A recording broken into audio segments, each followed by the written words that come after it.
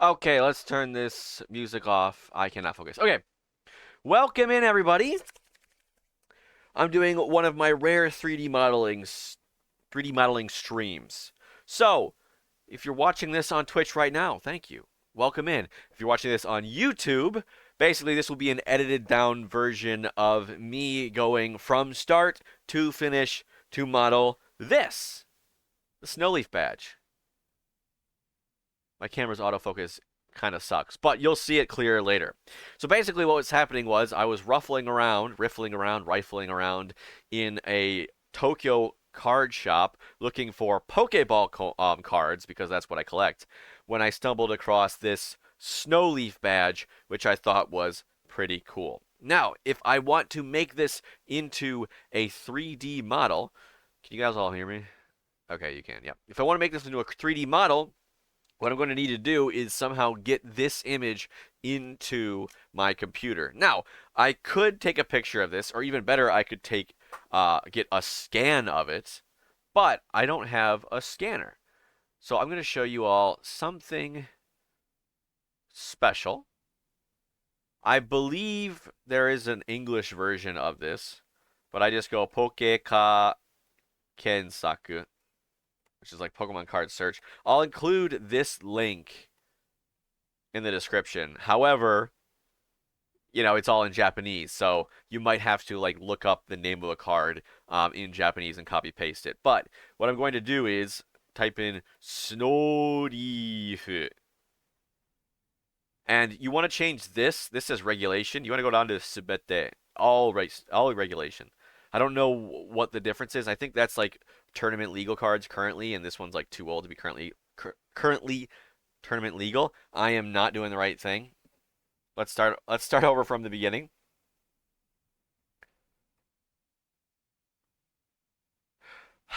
Okay, so normally I'd want to take a picture of this or to scan it. Well, let's try this again. 2 minutes in and I'm already messing up. Okay, so I was riffling around in a Tokyo trading card game shop and I was looking for Pokemon or Pokeball trading cards, right? But I found this guy, the Snowleaf badge, which I thought was pretty cool. But more importantly, I thought it was pretty easy. It looked pretty easy to model in Fusion 360 or whatever. So I wanted to model it. Now, the first thing that you want to do if you want to turn something like the 2D image into a 3D print is you're going to want to get a picture of it or a scan of it, preferably perfectly flat. So if you have a scanner, that's cool. But I'll show you something. Ooh, I'll show you a little site. I believe the English site has its own version as well, but I'm using the Japanese one just because I found it on a Japanese shop.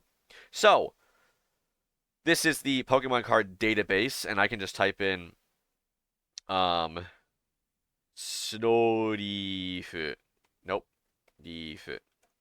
Snowleaf. And you go from here from regulation to subete no regulation. So all regulation. And then there you go. There it is. Same card. Boom. So we click on this, and then I can, um, yeah, this is the biggest version they have. And I can save image as, and what I'm going to do is adapt it from existing to upload a new folder. We're going to call it Snow Leaf Badge. Snow Leaf Badge. Nice. Um, and we're going to make images photo. I'm going to upload this image to the actual post when I do. All right, so Snowleaf badge, there it is. Boom. Um, so that's good.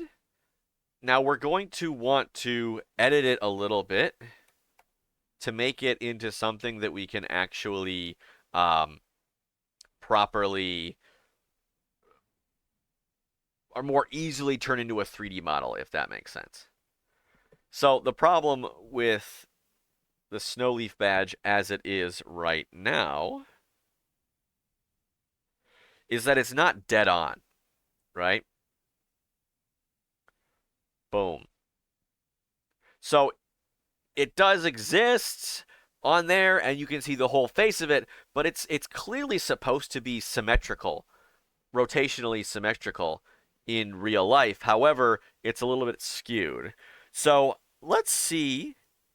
I'm going to take an ellipse select tool, and I'm going to hold shift to make it like perfectly circular.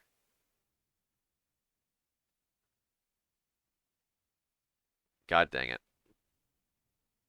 And then what I'm going to do is I'm going to take the where's the stretch tool?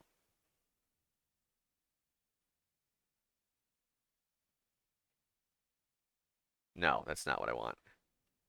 Um,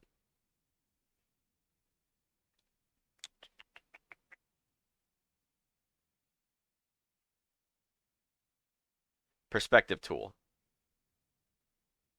So what I want to do is stretch it so that all the tips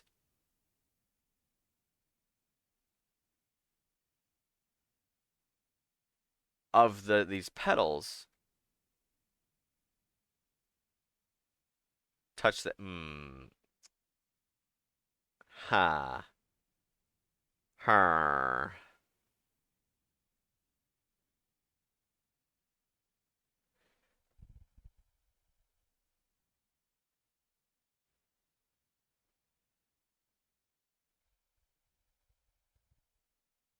Oh. So here's what I want to do. Make sure that's in the center.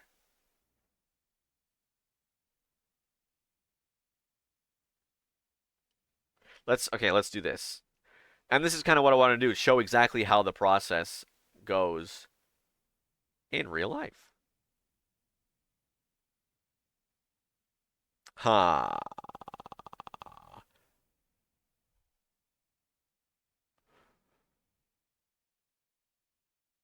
Let's find a bullseye PNG.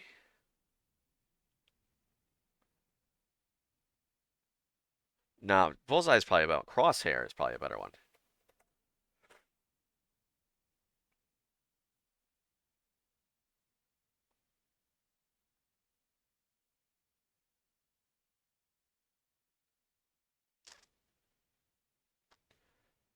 There we go.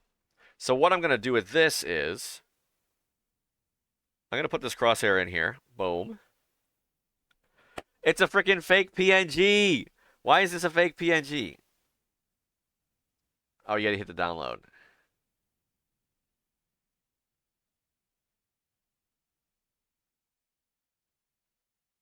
Okay, that sounds sus. I'm not doing that. So what we're just going to do is select by color. Boom. Select invert. So it selects everything else. Right click on this. Okay, it already has an alpha channel. Just there we go.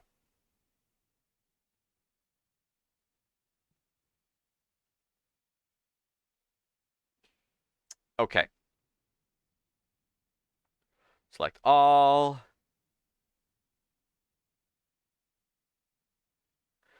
And then what we're going to try to do is stretch this guy out. We'll maybe turn the opacity down. Where's the opacity? There it is. On this guy a bit. Now we're going to try to stretch this out so that all 6 of the tips are touching the outer circle here. And this middle is in the middle of the crosshair there. So we're going to use our perspective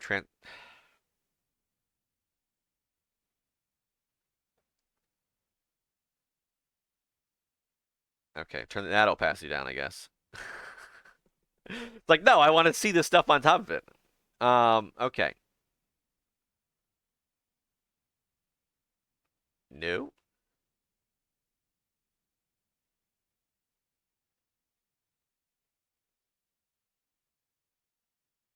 Right, so we want to put this in the center.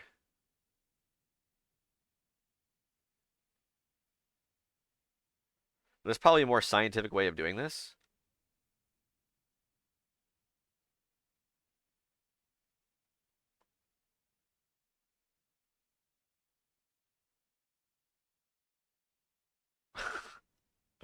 but this is what I got.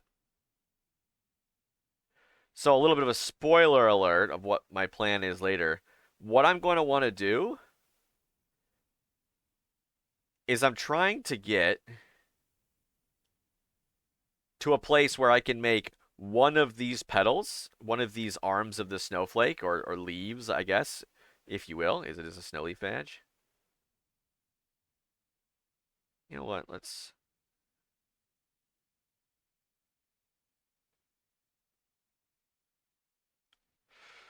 I'm not the best with Photoshop. I'm trying to get one of them so that I can model that and then make a pattern of it all the way around. So, um,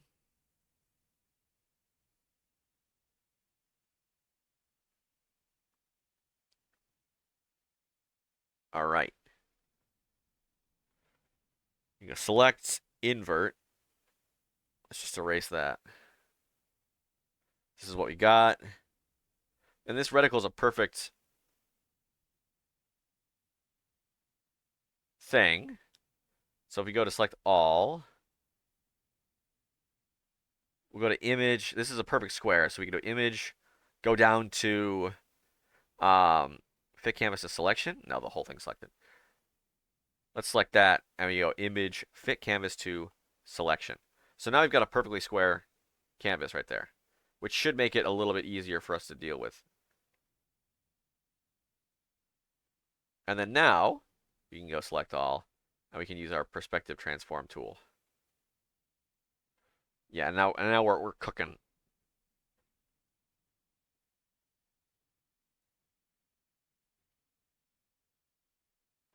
But we just move it right there, try to get it dead center. Should make it a little bit easy for us. Transform. There we go. And we'll anchor that down. Cool. And then we'll redo it. Boop.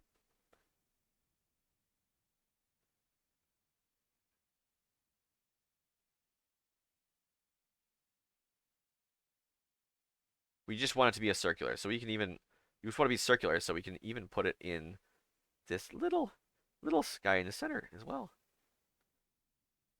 Stretch. Pinch. Pinch.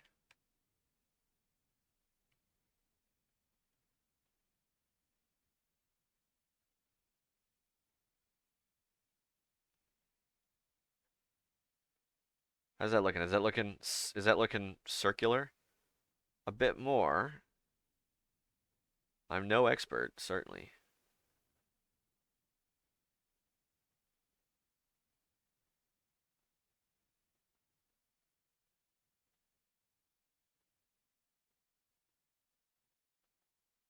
Is that looking almost? This side needs to get stretched out a bit.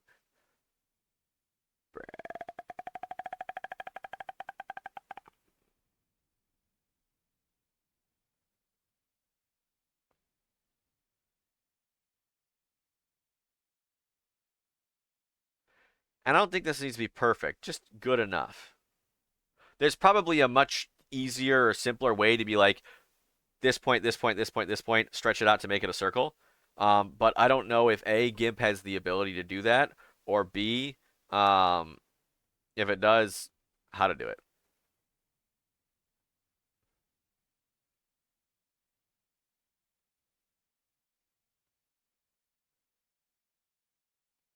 There we go. So we turn this off, put the opacity back up. So there we have a more even snow leaf badge. Now, of course, there are certain things in the perspective that, you can't change. For example, like this right here, right? You can see this wall because it's been shifted, you know?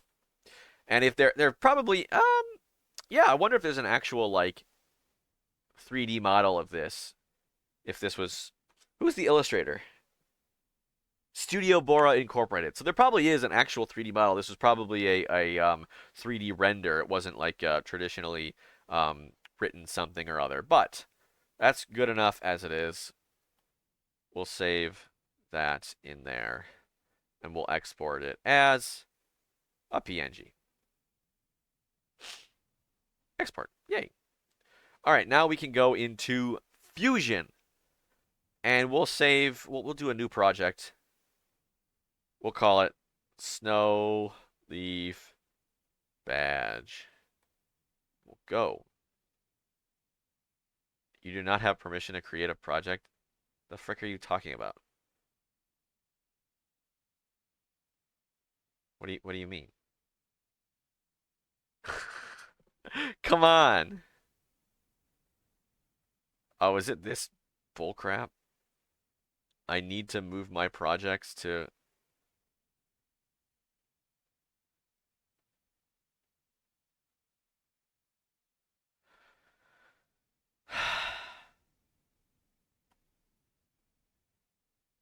I need to move my projects to a Fusion team.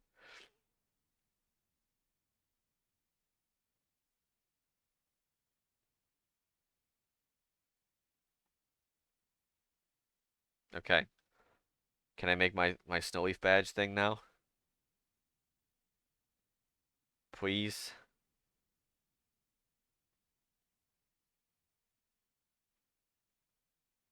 Okay, cool.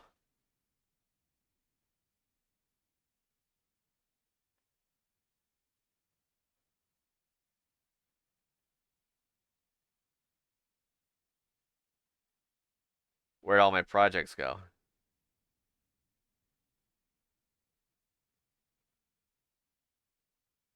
I'm just gonna work in the default project and move it later. So we'll save this as Snow Leaf badge. Okay. Enough with those shenanigans. And this should be editable.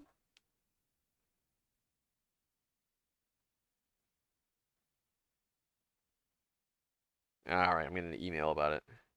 We'll do that later. Okay, so this is editable. So here's what we're going to do. Insert fastener. Select, use a combination of searching, filtering, and browsing to locate a fastener, adjust the settings, and select a geometry. Replace fastener. Okay, I don't know what that is. We're not going to deal with that later. Insert a canvas from my computer. Ooh, spoiler alert. That's what I'm going to be doing next. Adapt it from existing to upload, and then we'll find our Snow Leaf badge. Here we go. Here's our stretched Snow Leaf badge. We're just going to put it top down, because that's what we want it. Is this good? Actually, we want to rotate it.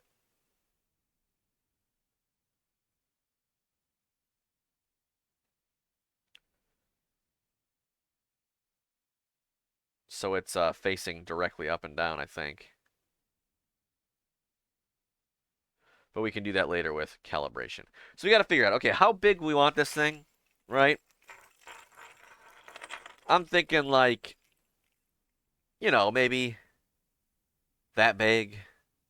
Maybe maybe want to do it like a gym leader, a gym badge, right? So maybe we'll make it a little bit bigger. We'll do a 50 millimeters, 5 centimeters. So what we're gonna what you can do is you can right click on a canvas, click calibrate, and we're gonna do it from, you know, tip to tip. Wait, I want to make sure. Edit canvas. How do I want to do this? I'll do create sketch, click on here, and I'll make a straight up line right there. I pressed X to make it a construction line, which means that it's just for reference. And then we can edit our canvas so that the center is in the center.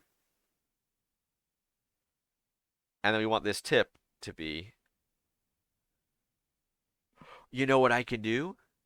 I could do this. And we'll make one down as well. I'm so smart. We'll make one down. And then we can right click this and edit the canvas. And we can move it around so that both the tips are properly situated. Is this pretty good?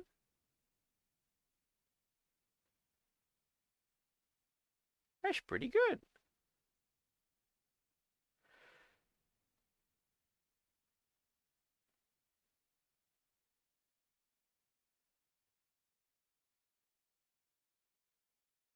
Okay.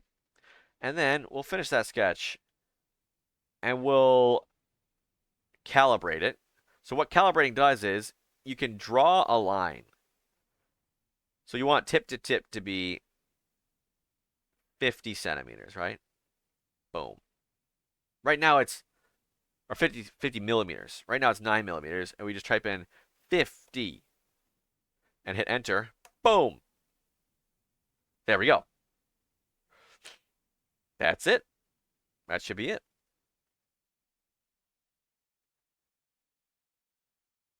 Now, again, we're just using this as a guide. It's not going to be perfect. It's not going to be dead on, but we'll save that there.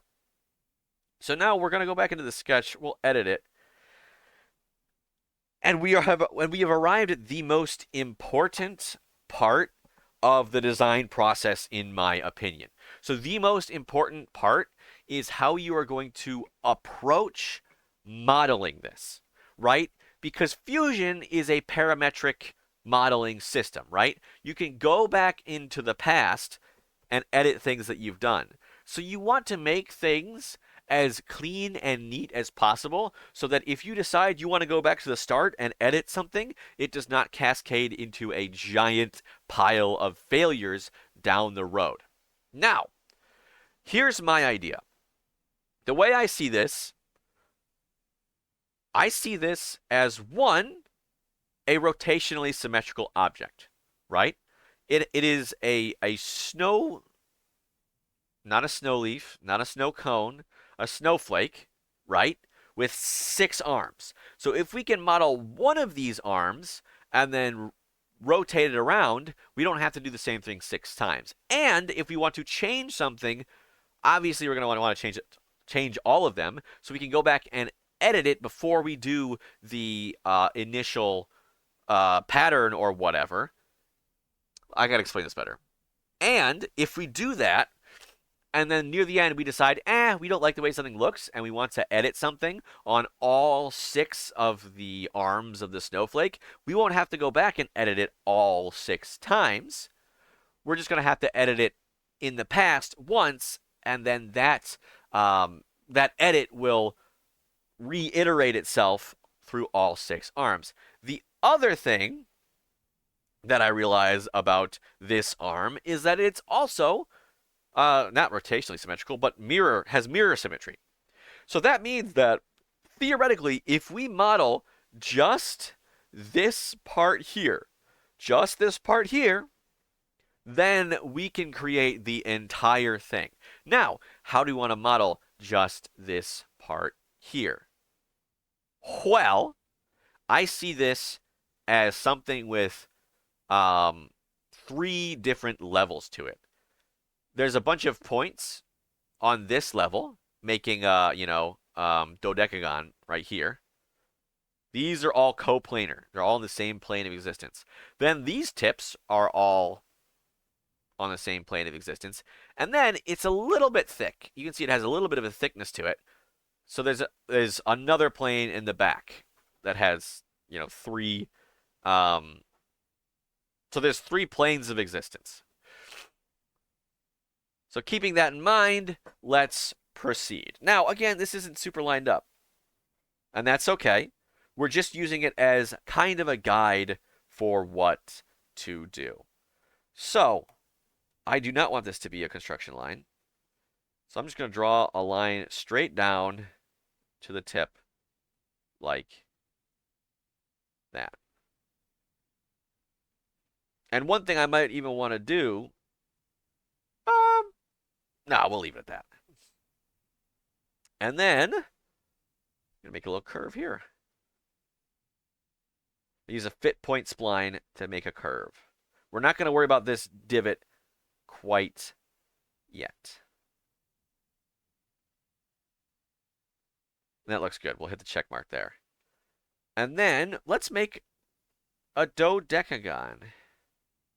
Now, I know I said we only needed to make 1 petal, but bear with me. We can go into polygon,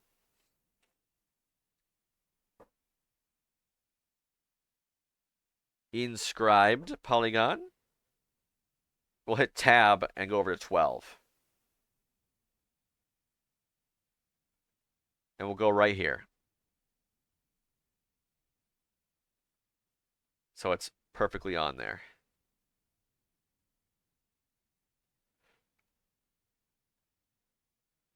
And we want this dodecagon, this point here, to be exactly on this point, so we can use the coincident command. Click that, boom. Now they're stuck together. And if I want to adjust the shape, I can just do that. I can mess with it like that.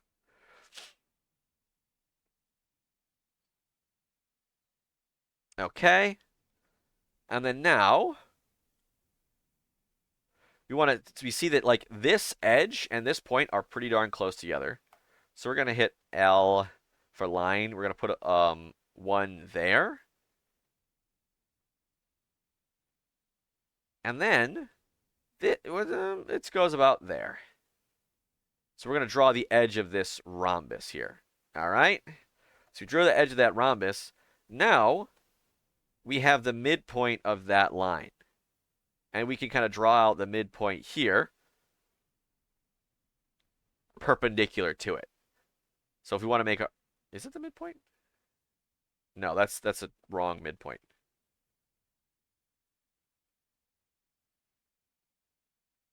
There's the midpoint. We'll draw that out. Now, I pressed X to turn this into a dashed construction line. That is just a line for reference. It doesn't actually create like shapes and stuff. Like if I hover here, like if I hover over here, right? It highlights the entirety of this dodecagon.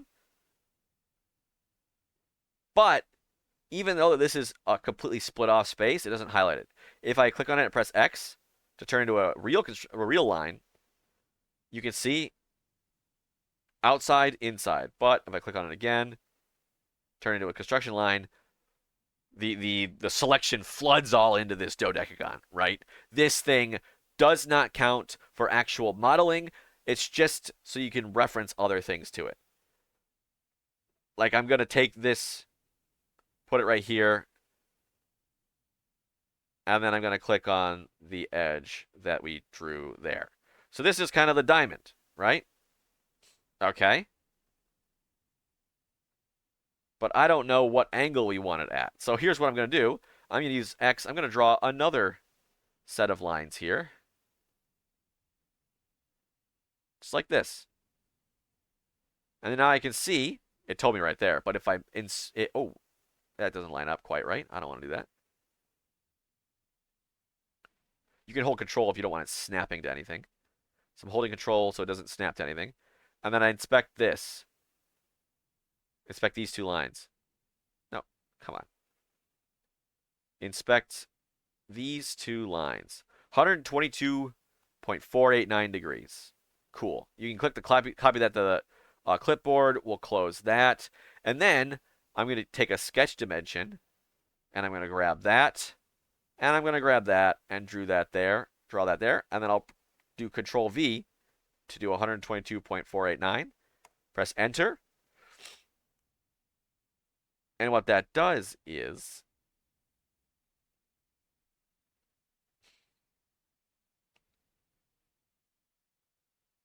it changes the... That is not what I wanted. Hold up. So I drew this line here. All right, here we're going to edit something.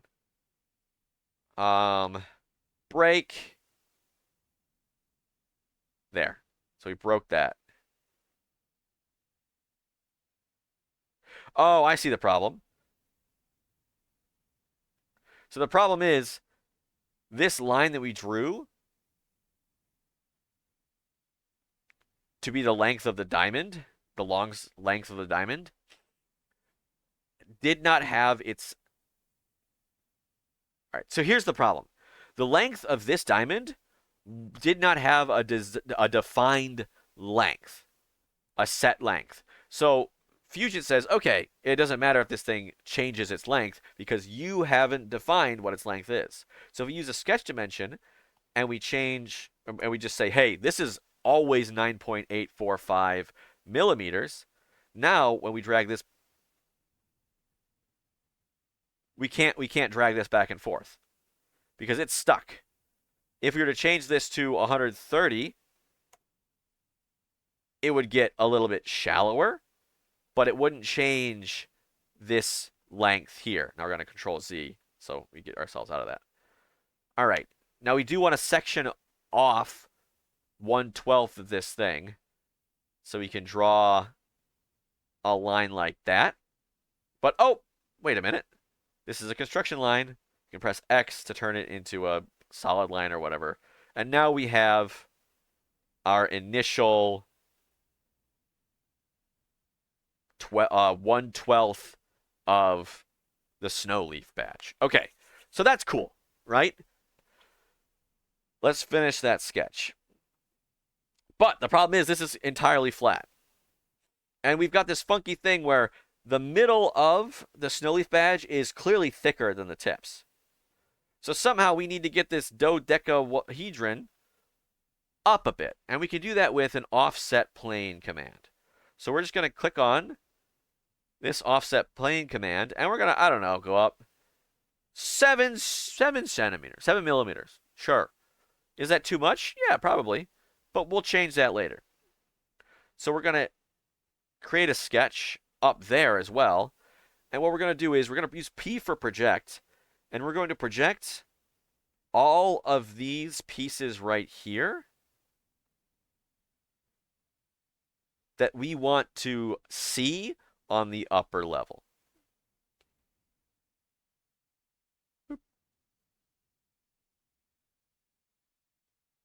There we go.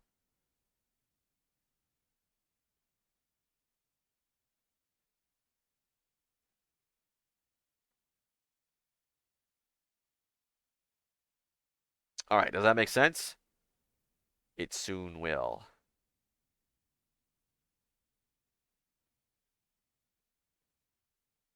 And now we're going to do something fancy here. It's called a 3D sketch. So we're going to turn on 3D sketch. And then we're going to create, project, include 3D geometry. And we're going to click these bad boys in. And then what that will do is it will include them, even though the sketch is up here, it will include them down here. And what we're gonna do is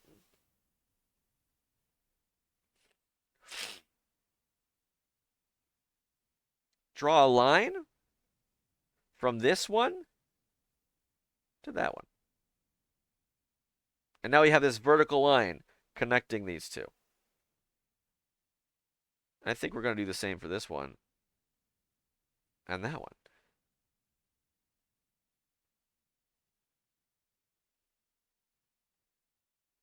So to me, it looks like it's got this nice, it doesn't look like a straight shot. Looks kind of ribbed out. So what we can do is, we'll turn off the 3D sketch just to make sure. We're going to construct another plane. Wait, no, we don't need to do that. We're going to make another sketch, the third sketch, and it's going to connect. We'll do it fit point spline. Oh, wait, we got to project stuff. Project this and that. And it's going to connect, if we use fit point spline, here, something like that, and then something like that. And we're going to go check. Now, it doesn't look like it yet. But I think we've got everything that we need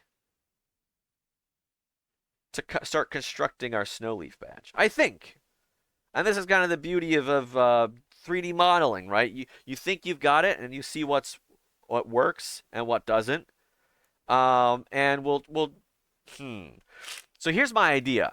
We're going to go into the surface tab. Now, the difference between solid tab and surface tab, the solid tab works entirely with, you guessed it, solids.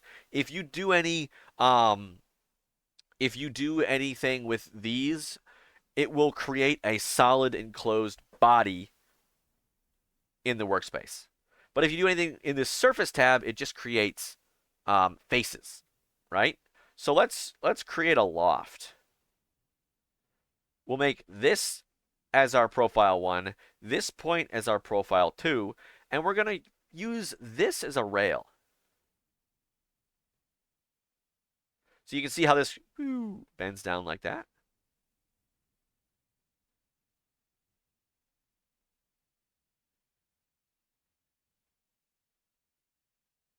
And we're going to hit OK.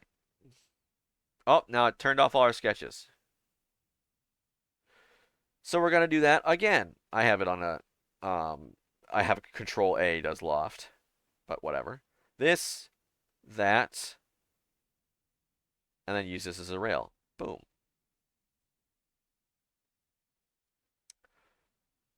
But it seems we're at an impasse. If we do this, cool, but these things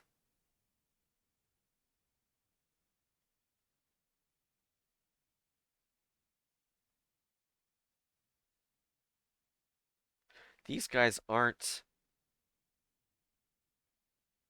closed. So we kind of need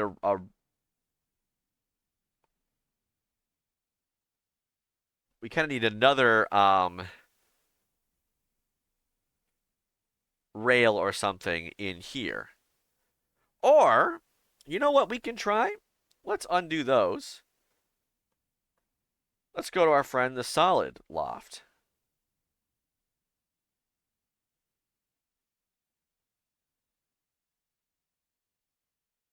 What the heck?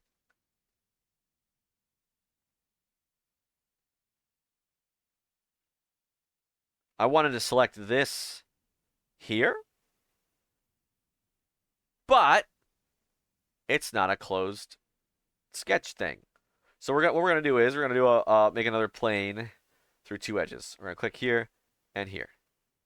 So my idea is we're gonna make a sketch like this. That's just projecting out these four corners right here. Okay, and then we're gonna put a line here to make this square. So now this is an actual profile that we can click. So we're gonna hit finish sketch, and we're gonna loft. We're gonna click this guy, and then we're gonna click that guy. We want our rails to be this and that.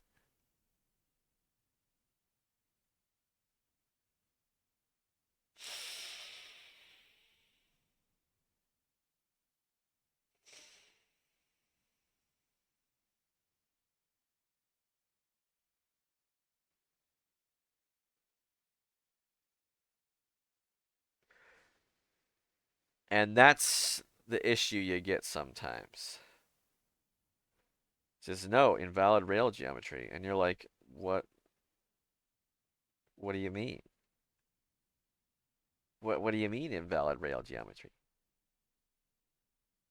I don't understand. All right, so then we're gonna go back and we're gonna maybe approach this a different way.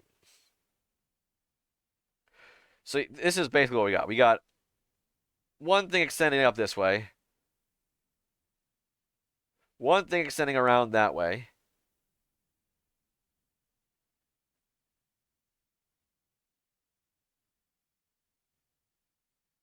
one thing going up this way,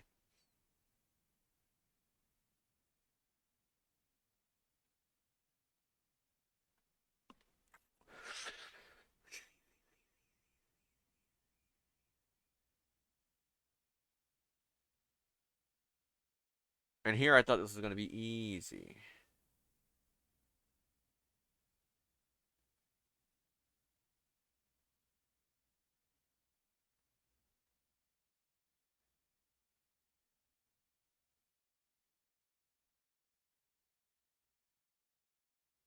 Let's try something again. Let's redo the lofts that we did last time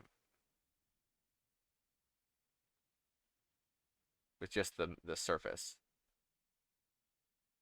Right? This line, this point, and this guy is a rail.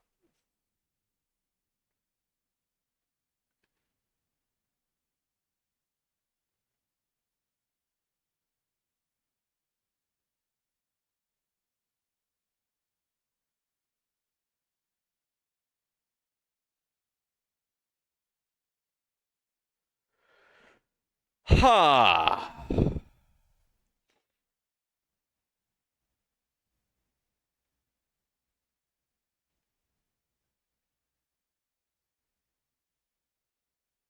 Just for kicks. Let's try the stitch command. So what the stitch command does is you select things, and then it tries to stitch them together.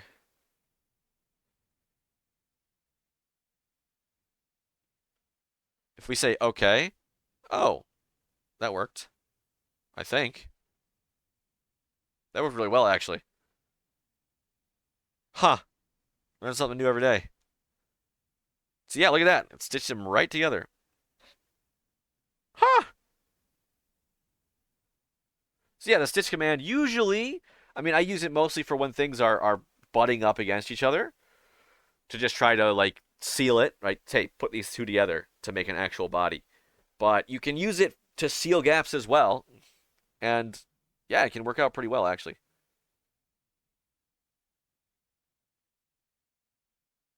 Um, okay, I actually didn't expect that. So let's do a patch. Let's patch that. Okay, so what a patch does is it just fills in like a bunch of coplanar lines. Like this thing is already a, for example, this thing is already bound in a sketch. You just click patch and you go in there, and once you click that, like boom, that's now a body. If we turn off um the canvas, that's a face. And usually, like I was saying, you use Stitch for this, that, the other thing. You click in there and you hit OK. And then now, like, you have this canvas thing. Oh, I don't like that flat spot.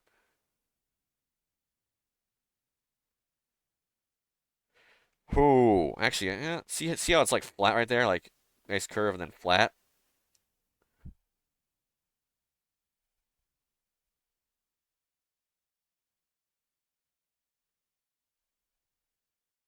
Let's go back a bit.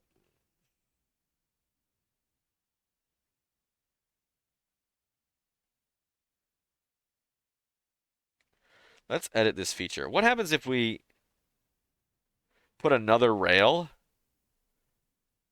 and use this as the rail? Oh, that works so much better. Look at that. Look at that. Look at that. Nice. We'll hit OK. Right, and now that they're touching, the stitch should work pretty well. Genius, Carl. Okay, so now what we can do is we can just create a patch using, if we turn off all our sketches, this right here, we can hit OK, and then we can stitch them together. And now, theoretically, we've created a watertight body. So we're just going to call this for now half petal. We'll call it a petal because it looks like a flower. And we can turn our sketches back on and our canvas back on too. We don't want it to feel too lonely. And this part's pretty simple. We can just hit E for extrude. Oh, we don't. We were doing this in the. Let me show you something actually. If we do this in the surface workspace. Oh. Hitting the shortcut of E is always in the solid. Always brings up the solid extrude. But if we use the surface extrude and we click this and if we just click this and we bring it up, you can see it creates just the walls. And we hit OK. Like it creates just the walls here. That's the difference between the orange surface extrude, Control Z, and the regular regular extrude. We can click on this, and I'll show you something handy. Instead of like measuring this and inputting the distance, we can do the extent type as toObject and just click like this point, right? Boom. And it will go up to that point. Join. Yes, that's what we want. Now, this is the green. We got the green part. Cool. Cool. That's all nice and dandy. But what about the blue part? So let's do this. Let's do extrude. And we'll just, oh, I don't know, 1 millimeter. But we don't want it to join. We don't want it to stick to the other thing. We want it to be, we want it to be its new body. We don't even want it to be a new body. We want it to be a new component. Now, making it into a new component is going to help us later on. I'll say this is a tip right now. Every body that you are making that is going to be a different color than other bodies, you want those to be in their own component eventually. Now, if you can do it from the start, great. So, this component, new component, boom. Actually, let's right-click this while we're at it, and we'll create components for bodies. So we're going to half pedal, and we're going to call this the diamond.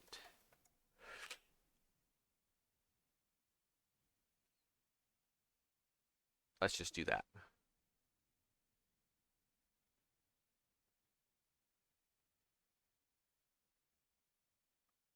Okay. Now this is looking pretty good, but there's one little thing left, I think. You see, this isn't like a perfectly sharp point. It does have some thickness to it, right? Like this and there's clearly a height to it, but that height doesn't go to 0. So we do need to bring this guy down a bit.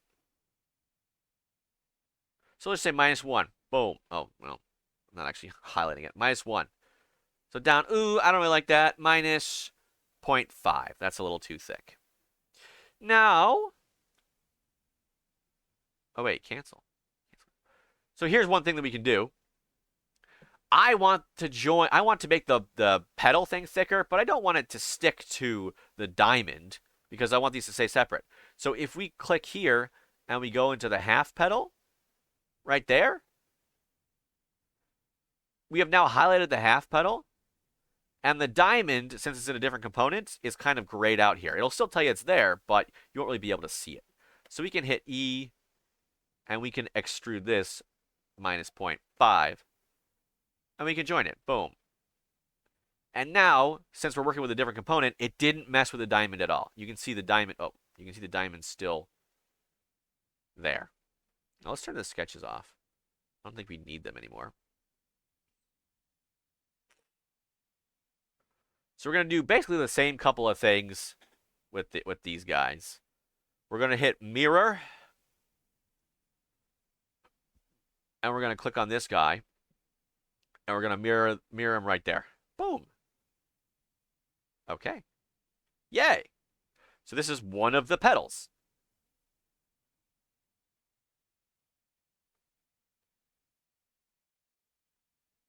And then we're going to create a pattern, a circular pattern with this body, and the axis is going to be the center right here. Now, do we want 3? No, we want 4, 5, 6. And if we hit OK, there it is. Snowleaf badge. Look at that. But it does not combine them, crucially. So if we hit combine, we can click this guy, this guy, this guy, this guy, this guy, this guy. Boom. It's combined. And then we can turn this guy off and go back to the diamond, and we can do the exact same thing. Create, mirror, mirror plane, boom. create pattern, circular pattern. Here we go.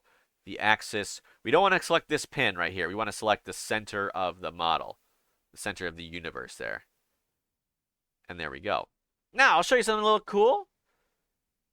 If we go back to the click on this big top level component here, and we can hit the A button for appearance. The A key for appearance.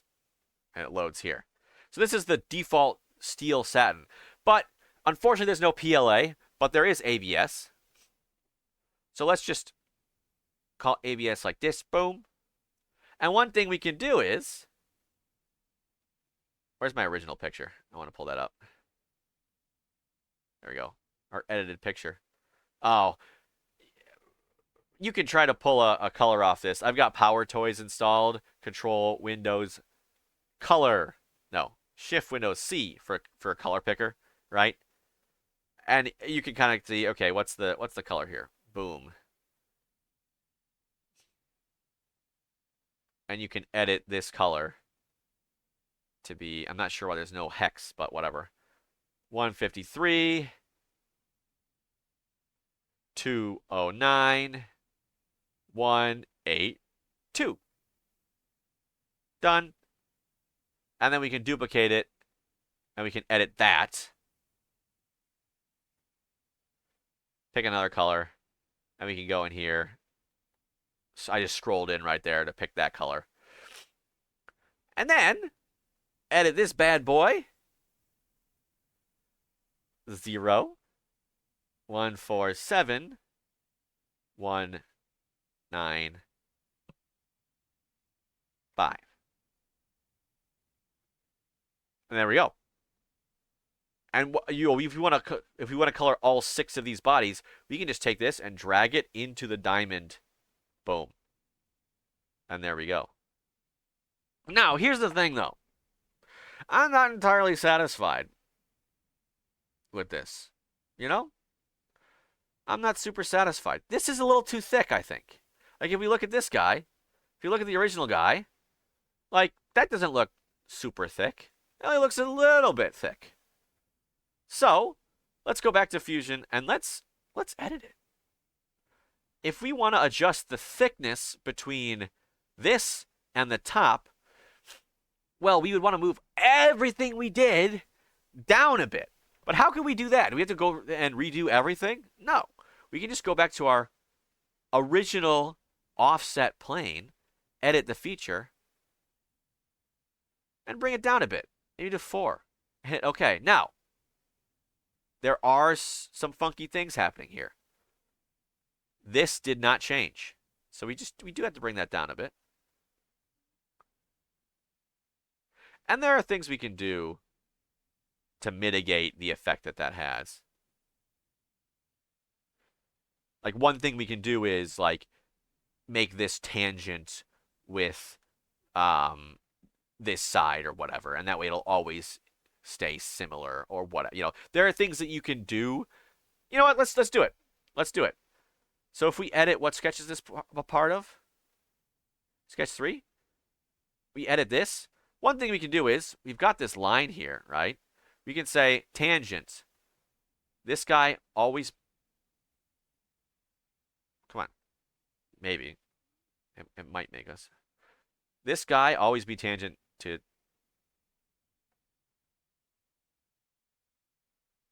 You can say, okay, this guy always be tangent to this line.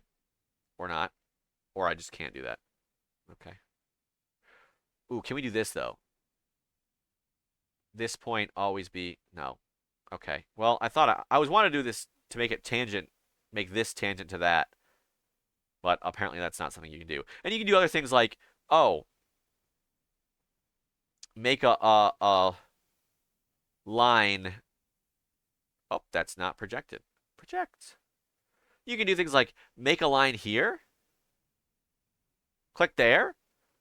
And then make a line down from this. And stick it on there and have it be at a right angle. So that way you cannot move. Oh, frick. Yes, you can. You can make a line from here to here. And then you can define if you hold click on something that has a bunch of things stacked on top of it, you can scroll through and select which one. Oh, there we go. So yeah, I just define that amount however I want. And now I can move this up and down, but I cannot move it back and forth. So I can adjust the stretch, but I can't adjust um like I can't make it hump forward or back. That makes sense. But that is kind of bothering me. You don't want this to go up. So we don't want this blue line to go over the purple one. That's like a straight line-ish, concave, more convex. Weird. Yeah, I wonder why. Like you can select this, but not that. Ha. Ha ha ha. Oh, there we go. So I just said, hey, this curve line always stick to this purple line. So now, even if we edit this to be something crazy, oh yeah, it's gonna go woo woo.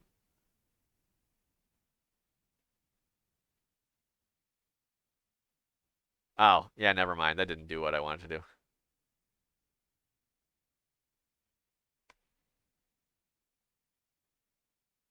That just says, okay, this thing is going to curve out straight and then dip down to meet that. So that's whatever. So if we want to change that, if we're not satisfied with the curvature, you can see, you can just do this. If you want it to be convex, boom, you can just drag it right there. Now, if you go too extreme, it'll mess with things. Like I dipped below the horizon there, so it messed with some like I think what happened right there was I dipped below. So if this thing starts going below the horizon here, like it messes with the bottom surface, so it starts freaking out because there's nothing for it to extrude. But if I put it back, then it'll fix. It'll fix itself. So you want it to be a little bit above the C line here, not anything too crazy. And if you turn all sketches off, ooh, yeah, you have this nice bada bang, bada boom. So if we're looking at this, maybe, ooh, what, did we forget something? I think we did forget something. We forgot this guy here. We forgot the little divot, the little cutout. Oh my God. So what we can do is we can go all the way back. We can go all the way back and edit the original sketch.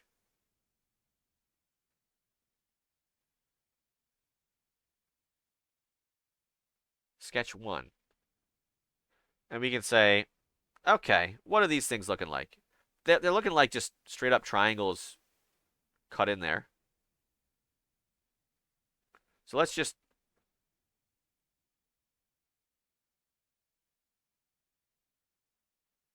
do something like that. Are they straight triangles? They look like straight lines. They're not like curved. Hard to tell. Hard to tell. Let's look at the original one. Yeah, they look pretty straight cuts. Look like pretty straight cuts. Okay. I got a message.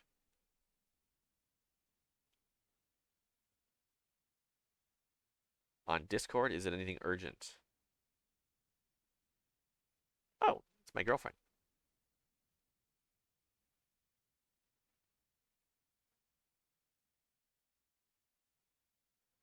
I'm just doing a 3D model heist stream.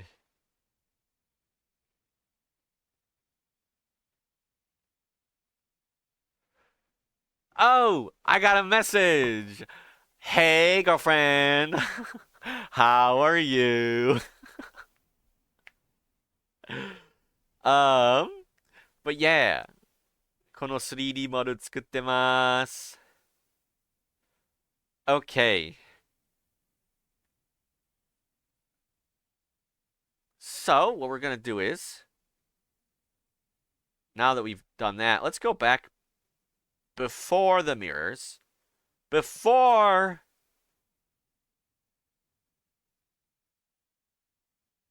the pattern, but after the the extrusion. So if we hit extrude, let's do a two-sided extrude. But the first type, we're going to go to object, and it's going to be this object. Boom. So I did it to this morning. I did it to this object, so it cuts it out. And the second one, we're going to go to object and this object. So no matter what happens, what shape they are, this thing's going to be cut out. Huh? What? Huh?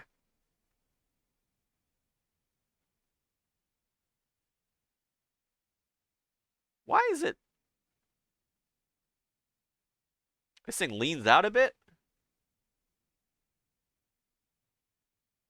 I don't want that. 聞こえなくなった Now you can 聞こえるでしょ今、OBS でボイスは伝えてる。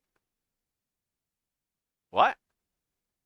聞こえる Can you hear me?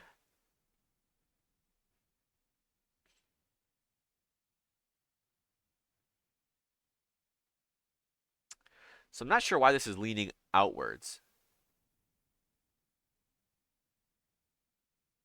Uh, uh, uh, uh, uh. Yeah, I'm not sure why this would be leaning outwards. Okay. それはおにぎしの問題だと思う。ずっと OBS で聞こえたかな。そっちの問題 I don't know. But, so I don't know why this is leaning out. I would think that this line here should be directly above that.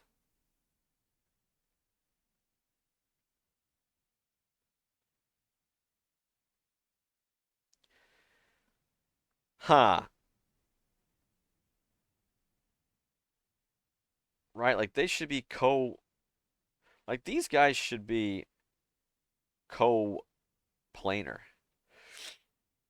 Or it's a curved plane, but that's confusing.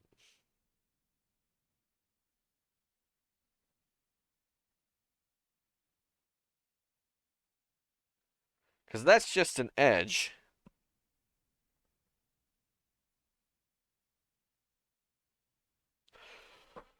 Do I care enough to fix it? Because when I did the loft, it was this loft.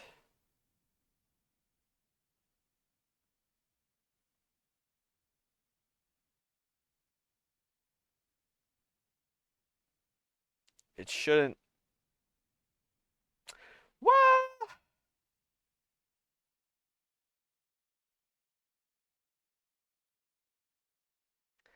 Why?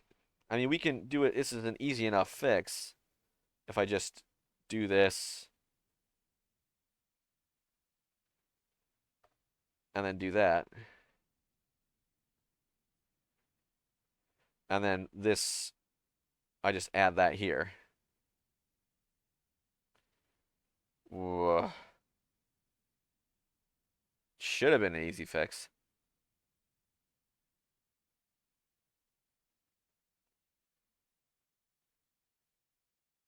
Okay, I just selected two adjacent face.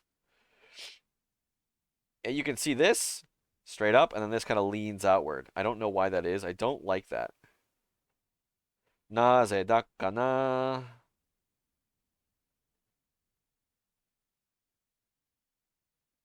Why are you leaning out?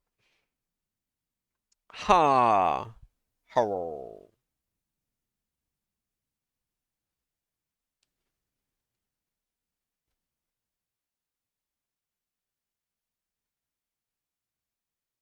It's 90 degrees. So I'm not sure why it wouldn't do that.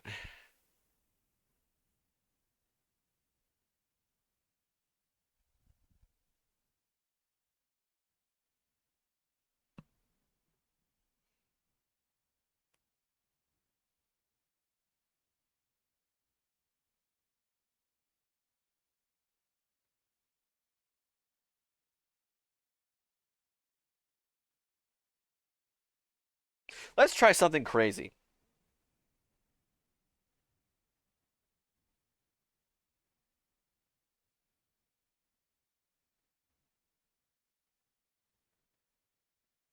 Here's what I'm going to try. Remember that extrude thing I was talking about? The surface extrude? We're going to use it. We're going to turn off chaining so you can just select this one. Yeah, you see, it doesn't line up.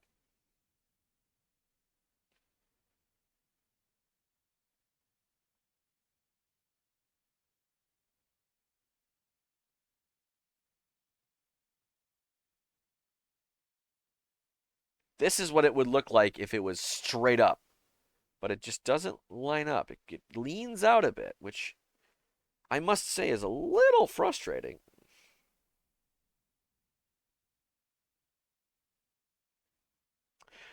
Okay, if I put this back and I edit this and I add a rail of that. No, that's not going to work.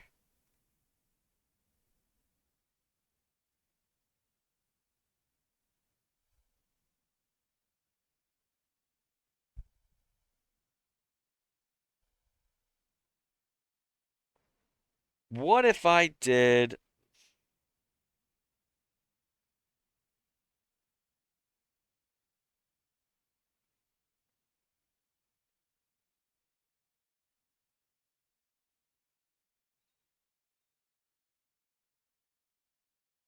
modify split face, but the splitting tool is going to be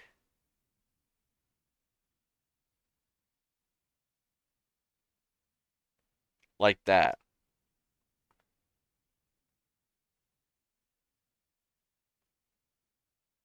Okay, well, that didn't do anything.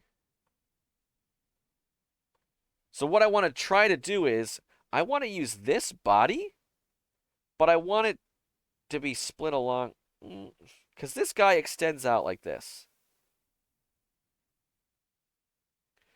Like, I don't know why there's this gap here, but I don't like that gap, and I don't want it. So I want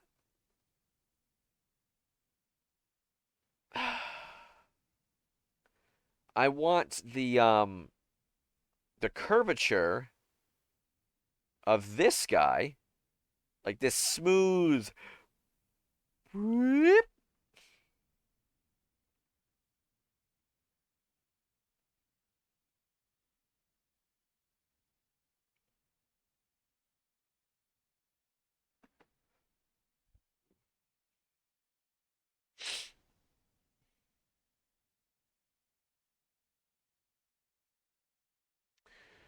I wanna.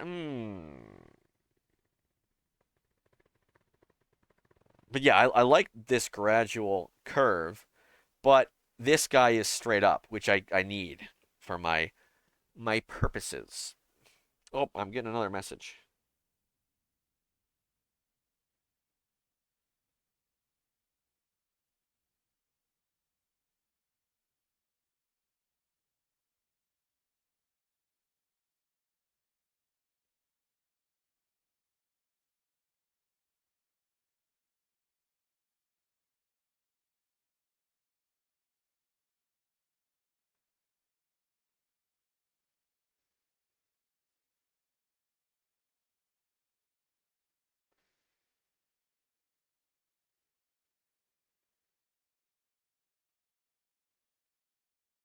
Hold up. Kind of an important message from one of my friends.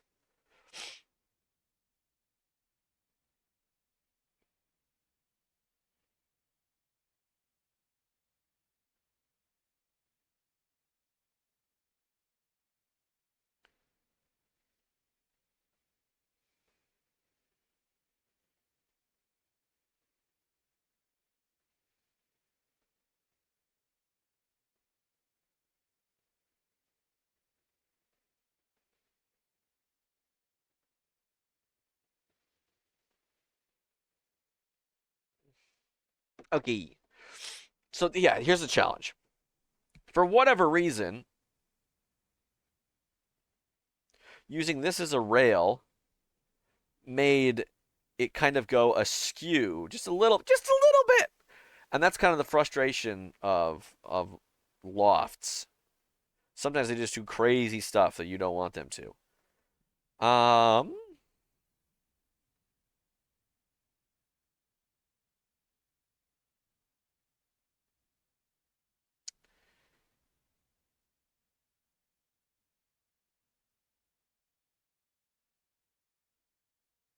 I'm gonna do something really funky.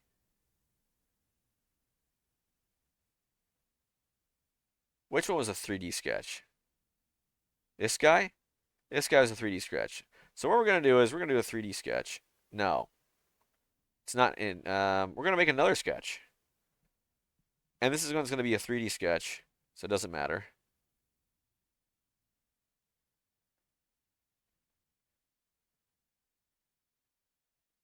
And we're just gonna put a point. No, a point. Create point, and it's just gonna be on this line. That's it. Boom. And that's gonna be the sketch. And what we're gonna do is we're gonna construct a plane through 3 points.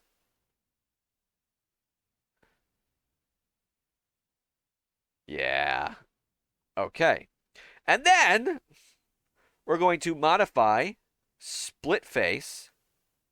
This one, split it with this plane. Boom. Okay. And then we're going to delete this face. Boom. And we're going to remove body one. Boom. We're going to turn this goddamn thing off.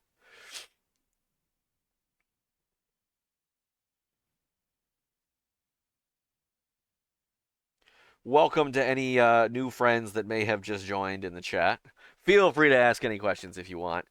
So we've done that. And now we can start.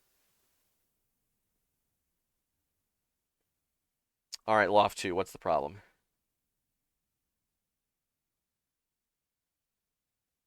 Oh, our rail is gone.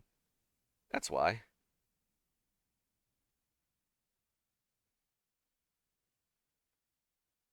What do you mean?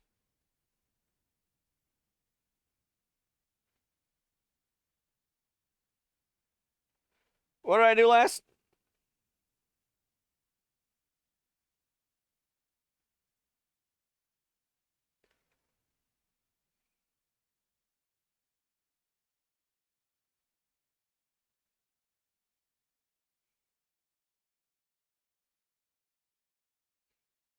Oh, that's a problem.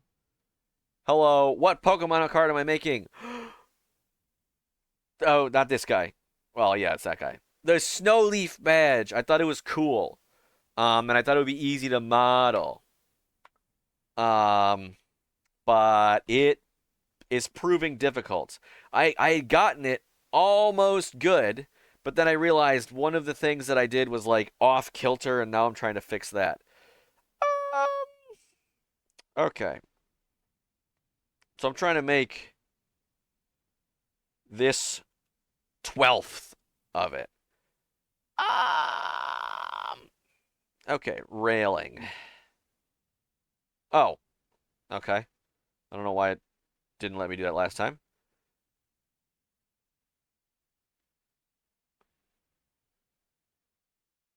Boop, boop, boop. All right, we got it. Nice. Boom. Just trying to fix a little bit of something.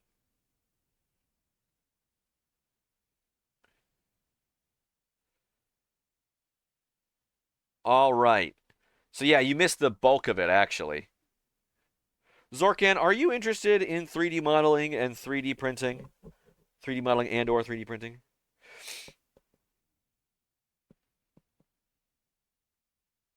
Ooh, see, this was the problem before. This wall, if I turn off the sketches here, and this wall right here was not smooth. Like you can see there's two separate things here. But the wall wasn't smooth. Now it is. Now it's straight up and down. I should make a command. Hold up. You got a Blue Sky account? Let me I can link to the post. Hold on. Hold on, folks. If you are interested in 3D modeling and would like to try out something, you don't have a Blue Sky account. Okay, well, I'll give you the thing directly. Boom. Check out that. You might be interested in that. I've created um, a 3D modeling contest, which is it is a contest, but it's mostly just for trying to force yourself to get out and model something, right? Learn some new things. If you're interested, you feel free to check that out. But so here's the thing. Here's the pretty much completed Snowleaf badge, I think. It looks pretty good. Let's pull it up. All right. All right, we'll turn this canvas off. And we'll turn the display settings down here, the visual style to just shaded. Ooh, look at that. Look at that. Oh, come on. Don't these look similar?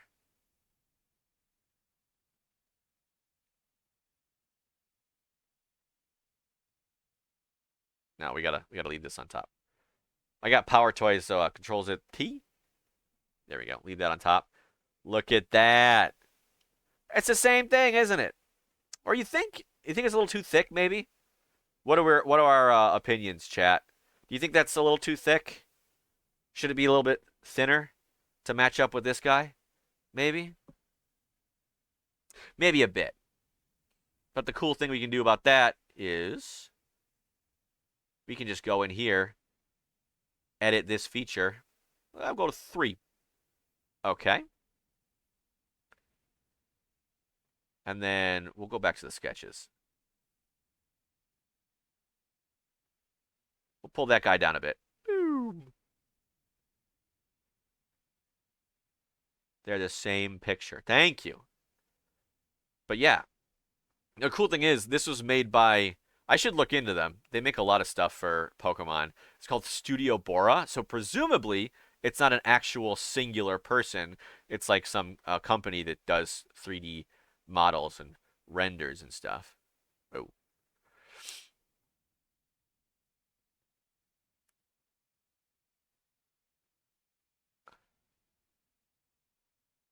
Squishy, you think the holes in the center are a little too thick?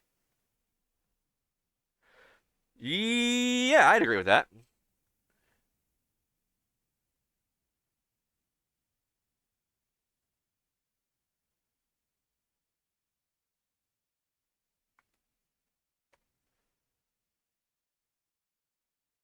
Better? Let's see. Let's see if we can't.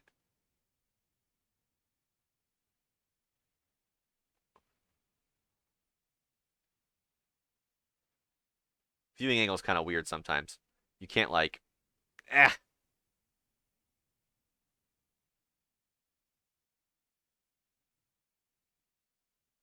good. Look at that.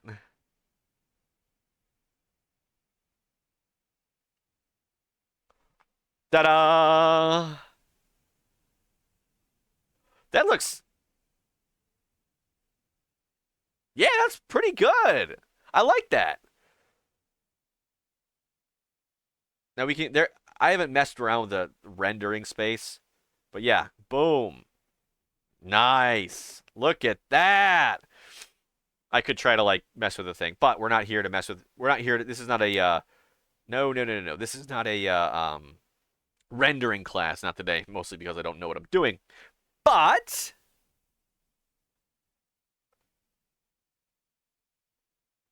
go away. Okay. So we're not quite done yet. So this, I'll say this is good enough to be the finished product, but there's a couple more things we gotta do.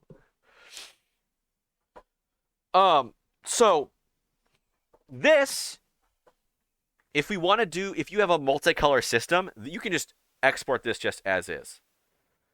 So let's just do export. We're gonna export it as a step because we're so cool.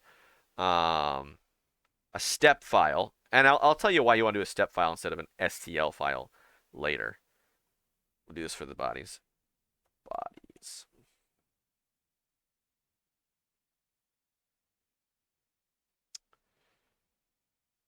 Snowleaf badge. So we're gonna call this the AMS. That stands for automatic material system. AMS Snowleaf badge.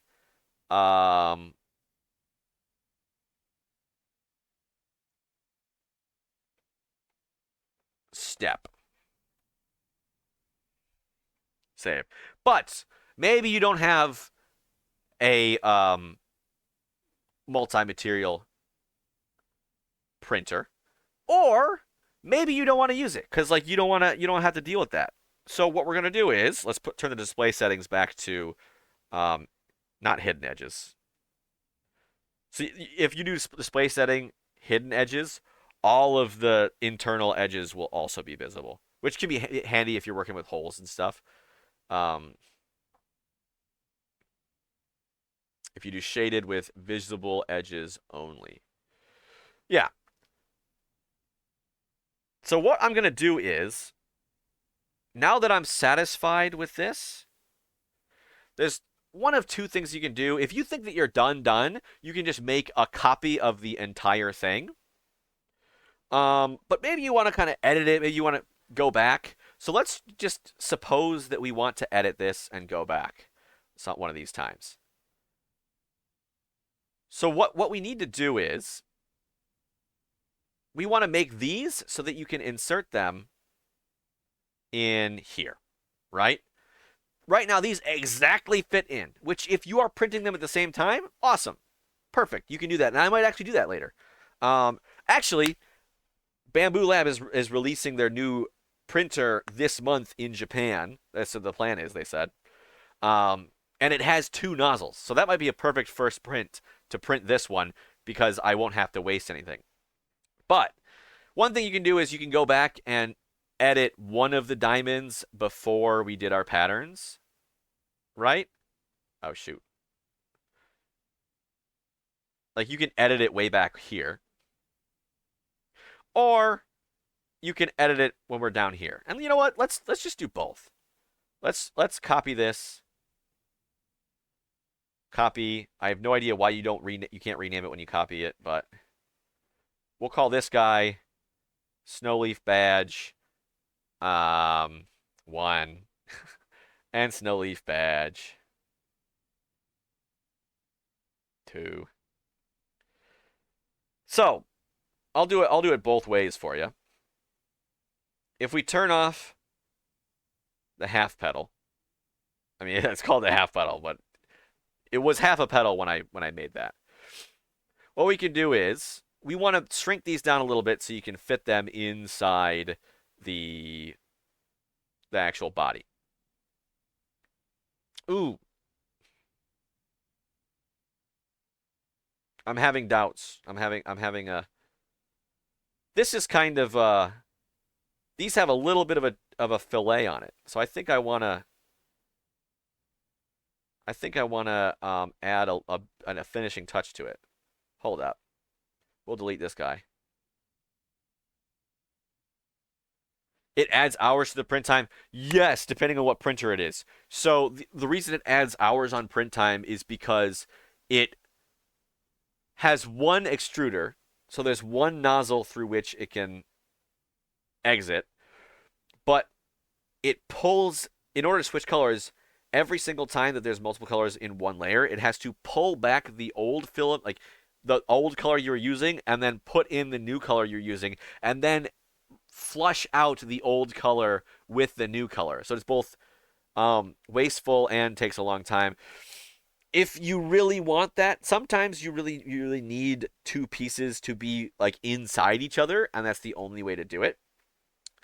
I would recommend just um doing it multicolor, doing it separate colors, and then putting it together when you can. Like sometimes it's just a pain in the butt, or you want the quality to be better and you want the seam to be more seamless, I guess. So it can be worth it, depending. Also, like the coins that I make. Oh God, where'd all my coins go? Thank you. Poke coins.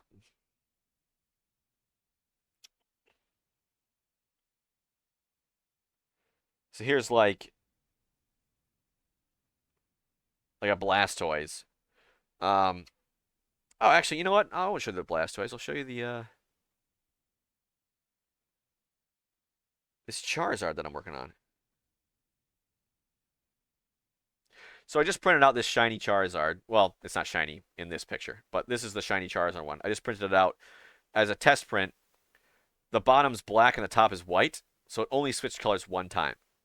So you can't do that unless you have a multicolor. Well, you can manually switch it out, um, but that's one way to do multicolor printing. But you only have to do one swap, so it doesn't add much time at all. And that version of multicolor printing you can do with a single extruder printer by just pausing the print, taking the old filament out, and putting new filament in. Um, Although,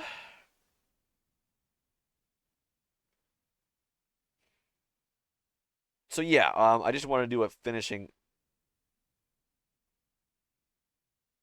touch.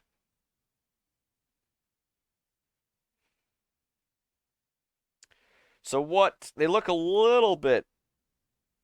All right, we don't need this. Go away. They look a little bit smooth, the edges here, right? So if we go fillet and we select all these edges, all these faces, and we just put like I don't know a 0.5 millimeter. Oh, screw you! It's not gonna let me do this, is it? It's like oh, it's choking.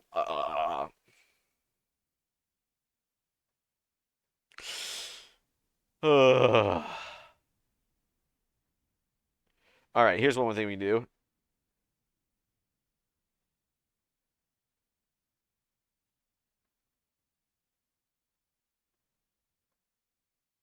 We'll just add the fillets directly on here. Edge, edge, edge, edge. And the other reason you might want to do fillets is because you don't want like little sharp bits, right? You don't want to be poking your um the people that are printing out your models. I was gonna say your customers, but like I don't know. From in my case, not really a customer. Although I did get a DM just this morning saying, "Hey, do you? Oh, we don't want that. Do you do do you sell commercial license?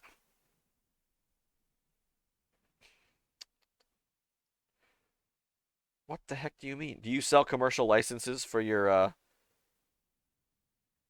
models? What the frick? Like, i.e., can I buy a model permission to sell your model? And I'm like, I was thinking about it.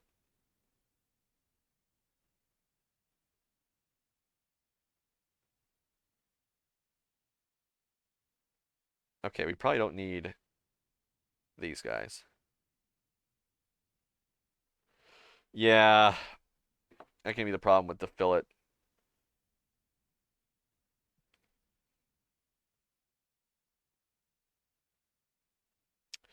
It's a little extreme.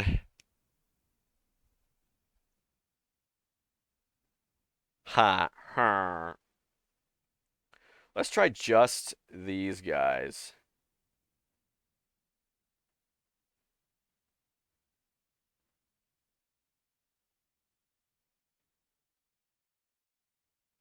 I'm not sure why it's not. I mean, I guess it is kind of filleting there. Ooh. That's kind of the frustrating the fillet command. It doesn't really do what you want it to sometimes.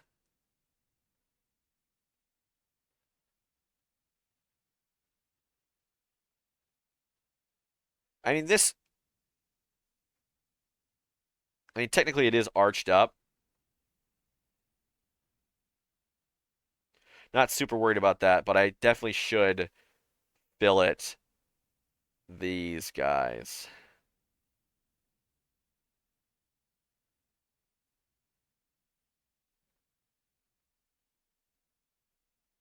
More benefits to add the color with printing plastic compared to just painting the pieces with paint. It can be easier if you can just have the plastic in different colors on there, and you don't have bleeding or anything.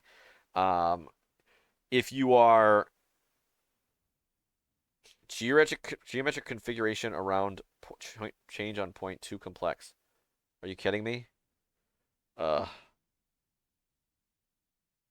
I mean, if you're like me and you're bad at painting, right? It helps. That's what I like. I mean, the other benefit is if I can do this and upload it as this, other people can just print it as is instead of trying to paint it themselves a similar way. Like I always appreciate it when other people, don't say, "Hey, just paint it, figure it out," and they upload a model that has all the colors pre-installed. But yeah, I mean, like I did with here, right? This you can absolutely just paint, right? Print it in white, save yourself the trouble, paint it. Um, I've got some. There are effect plates as well. This is a pretty niche use case, but there are something called like effect plates where you they make a sparkly. Let me grab one. Let me show you.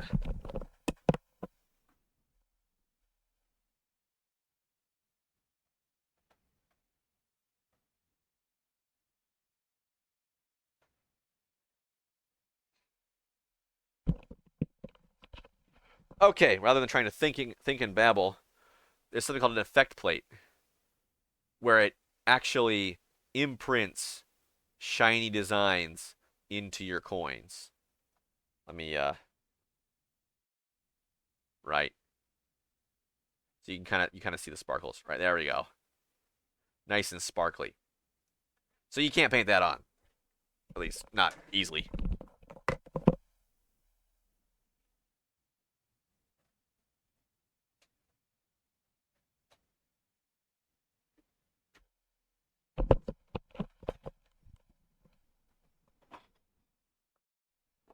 All right, hopefully I remember to screen share again.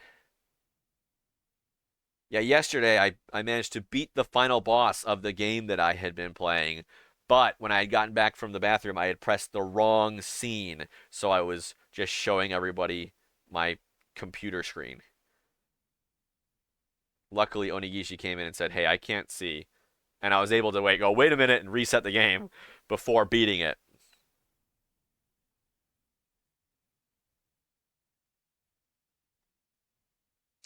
So there we go. That at least should be a bit better, maybe. I mean, you can see right here, there's a clear, like, smooth edge to it, you know? Let's go crazy. If we go point 0.1, what happens? Okay, we can do that.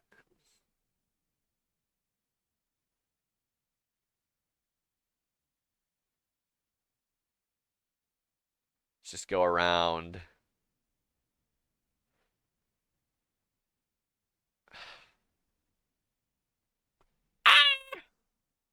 Like, what do you mean? Why not? Why can't you do that? Why can't you do this? Okay, don't do that then.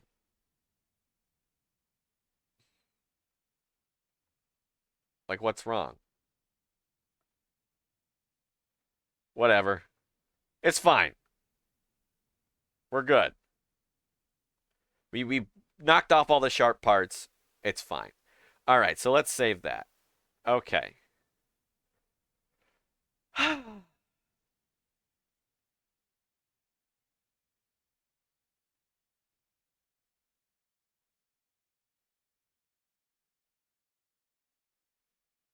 Where is this saved anyway? It was my default. It was in my like default project or something.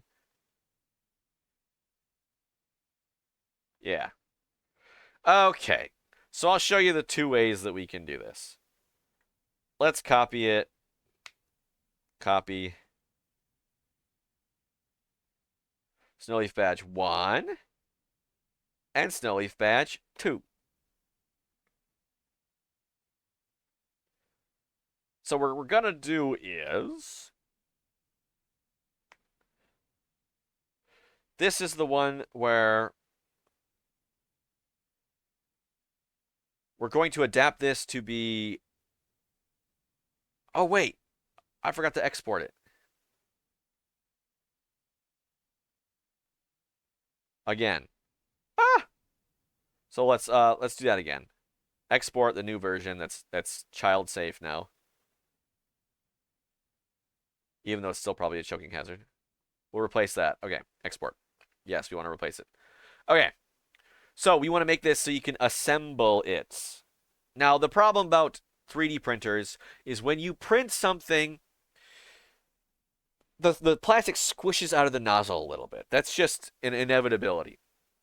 So because of that, things aren't created to the exact specifications. So if you make things that in the computer exactly fit together,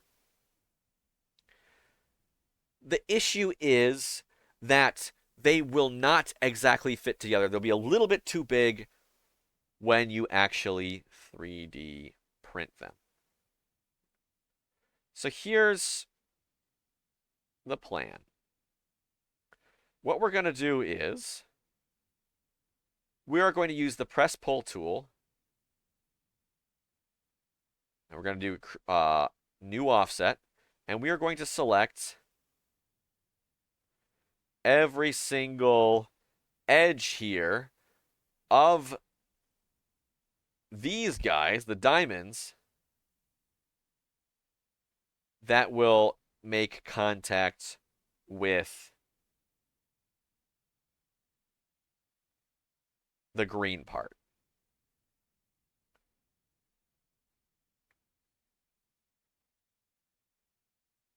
Now, this is a little bit tedious because we're doing every single one. Right? A little bit frustrating, but I'll tell you about the benefits later. So I found with my printer, if you do a minus 0.05 on something circular like this, you will get a total of 0.1 clearance around it, and that should be enough to fit things in firmly. Not for pieces that you want to move around, but things to fit things firmly is fine. So like, yeah, this is what it is before, this is what it is after. The offset tool just moves all the faces a little bit. So we're gonna hit OK. And then we'll use our fillet, and we'll click on all of the things at the bottom here, and we'll just give it a little bit of a rounded corners. So that way, when you put it in, like it kind of, we'll do a little bit. 3. So that way, when you try to fit them in, they'll fit. Like you don't have to line it up perfectly. They'll kind of guide themselves in. And okay. And there we go.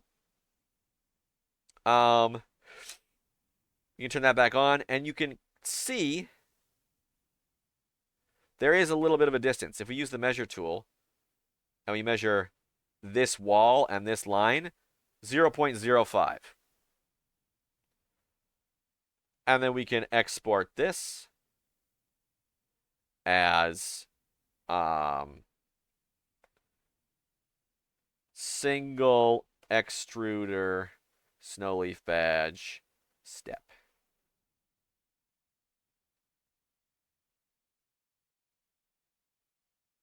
Yep. And you go export. Now, it was kind of tedious selecting everything, but the benefit is all of the multicolor, single extruder separation is now on the end. So if you make some edit, if you go back and make some edit, maybe I don't like the size of these slices, I can go back, edit that, and then go back to here on the timeline, go back in time to where it's an AMS print, a multicolor print, export it again as a multicolor print, and then go back to the front when it's a single color print now, and then export it as that. Now, if I look at the snow leaf badge, now I'll show you a separate way to do it.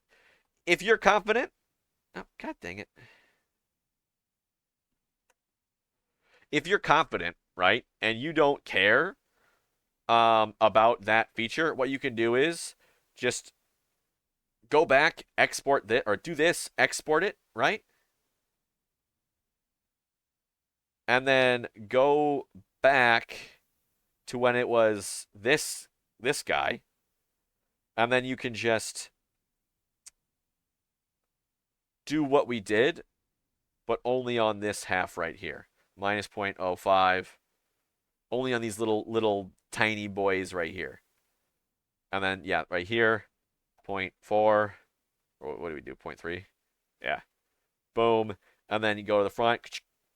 Easy peasy. That's much faster. But if I want to go back and edit something else, then I have to kind of mess with these things. Now there is one way. Oh, you can do create group, right? And then you can go suppress features. That's another way you can do it to kind of like make it easier on yourself. So this is a group of everything that I did to turn it from a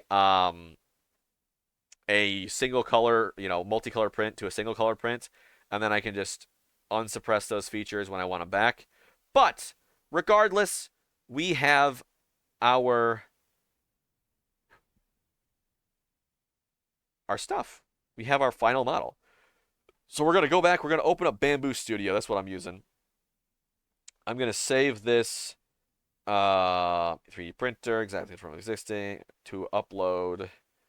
Go snow leaf badge, bodies, and we'll call it snow leaf badge 3MF. So we're gonna do a couple different things here. We're gonna call this single color, or we'll call this AMS. And what we're gonna do, we're gonna take our AMS snowleaf badge step. We're gonna hit OK. This is just like telling about the quality. And we're gonna edit. We don't want this to be ABS.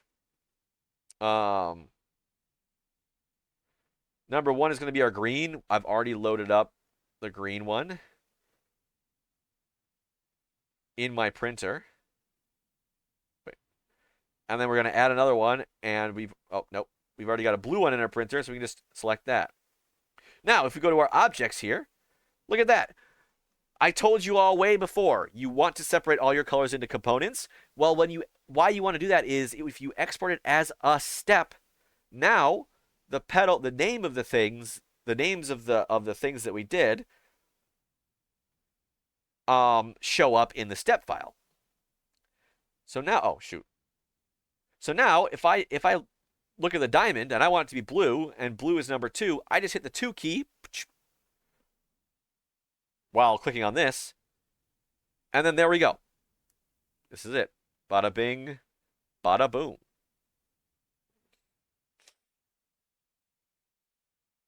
And then if I want to do the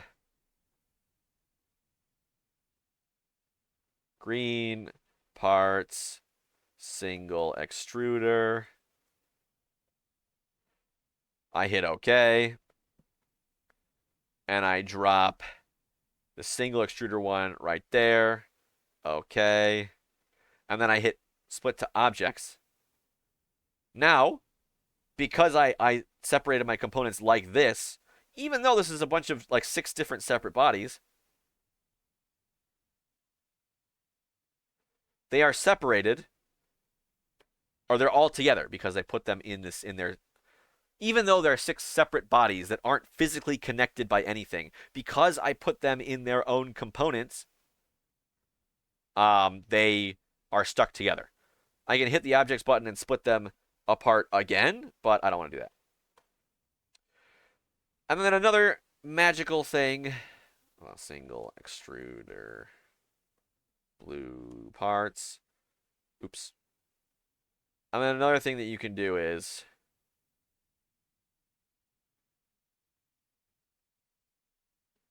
print by object. Now, print by object is a very cool feature that if you have an AMS system, an AMS unit on your printer, one thing you can do is split something into objects like this, separate them, and then tell the printer, hey, settings, print sequence, print by object. So now, what it's going to do is, if I preview it, it is going to print. Oh, wait, this is switched. That's not what I want. Now, if I preview it, it is going to print the first thing in its entirety, and then it's going to print the second thing in its entirety. Well, I guess in this case, it'd be this is the first thing. And then that's the second thing.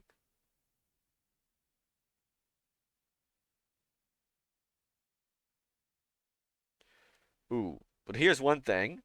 You can kind of see when I preview it, there's this ugly stair stepping going on because I have a really gradual gradient here. We can use variable layer height and do, adaptive. We can click that button. And what it's going to do is it's going to make the layers shorter, closer together. That have these gradual stair steps. It might just be worth my while to manually make the layer height shorter. You know? In fact, I might just change this to high quality. You know, I might just change this entire thing to high quality. So that way it all just prints in 0.08 anyway. So that we don't see as much of the stair step going on. Like you can see the lower layer beneath this one, and that kind of looks ugly. But yeah, all that's left is to save it up. We'll hit print. How long is this gonna take? We'll do a time lapse. Auto bed leveling, all that fun stuff. Half an hour. All right. So I'm gonna do that. I'm gonna hit the bathroom real quick. And then I've got some trading cards to open. Be right back.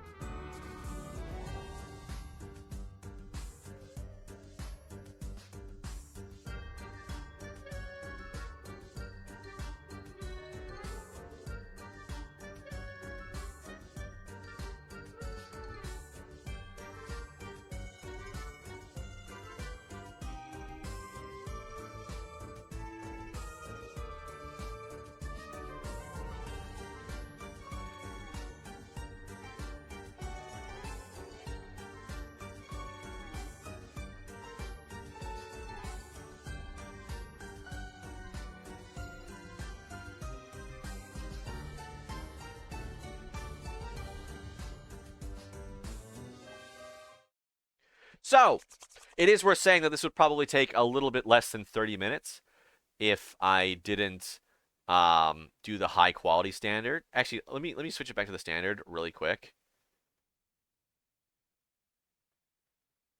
and just tell you. Yeah, 10 minutes if I didn't do that. But we got half an hour left on stream. Easy. So, I'm going to keep it at the high quality.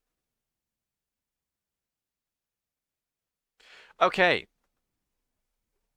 So, I went to Tokyo recently, visited my lovely girlfriend, and I took a trip to the Nintendo store.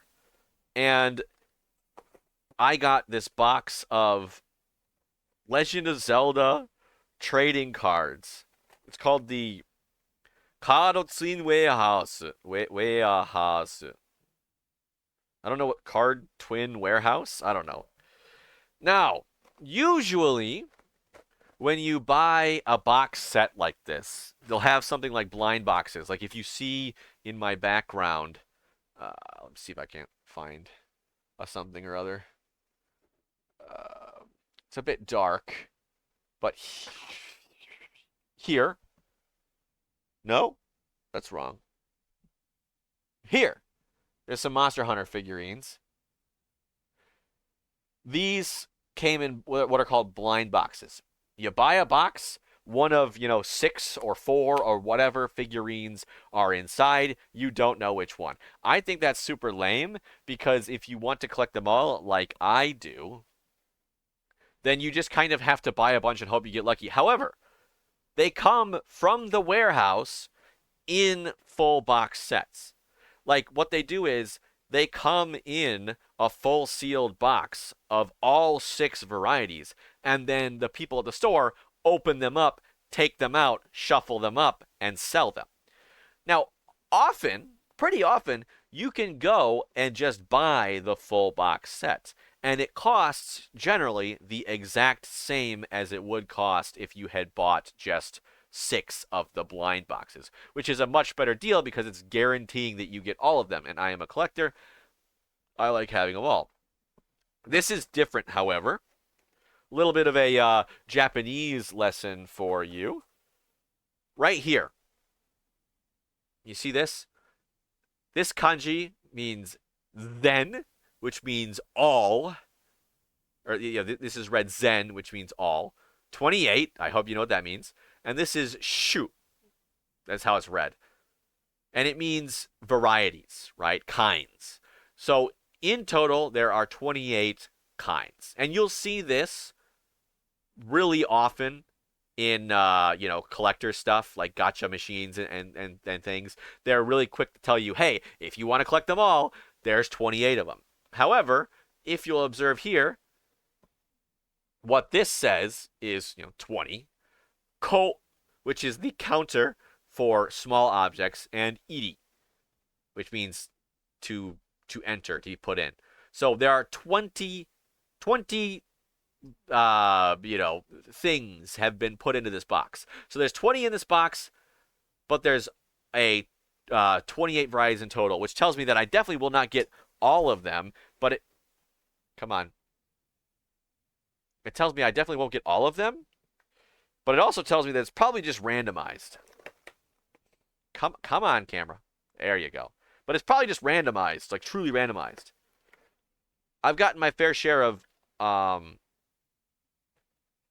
otonagai, which is what they call it. Otona meaning adult, and gai, meaning to buy. So adult buys. Not because I'm buying adult materials, but it's because you buy the whole set, which is presumably only reserved for people that have enough money to buy the whole set, which would be adults and not children. Okay, but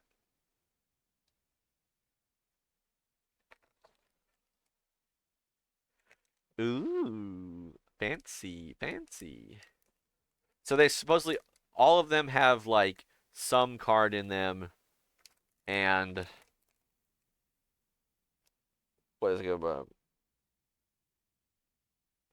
Metallic プラカード1枚入り、全28種、うち1種、シークレット。Chocoya House Nimairi. So it says um, a metallic plastic card is inside one of them.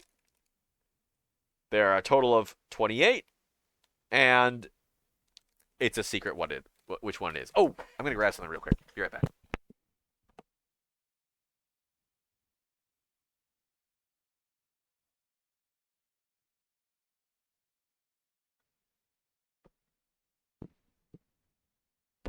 This is a cookie jar or a candy jar that I have received from my brother from my birthday or for Christmas. It's fancy. Um, these candies are in it. I really don't like them. I think I'm just gonna throw them away. But yeah, I quite like this.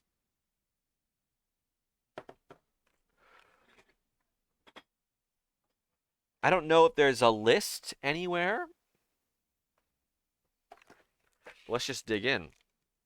Oh, official Nintendo seal. So there's Kiratakado Kado Jikyushu. There's 19 characters, 4 visual cards, 4 illustration cards, and 1 secret card. Will we get the secret card? There is a decent chance, right? If there's 1 in 28 chance of getting the secret card, and I'm drawing 20 cards. Okay, so here's the chocolate warehouse. Let's open that up first. Eh, eh, eh. Oh, it's just a little wafer.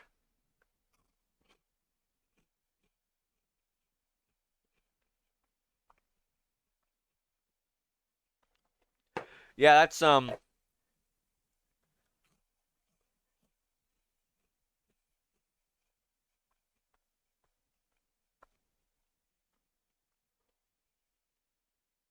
that's pretty normal.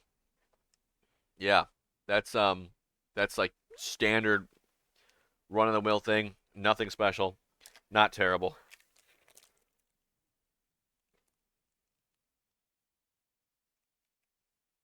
Well,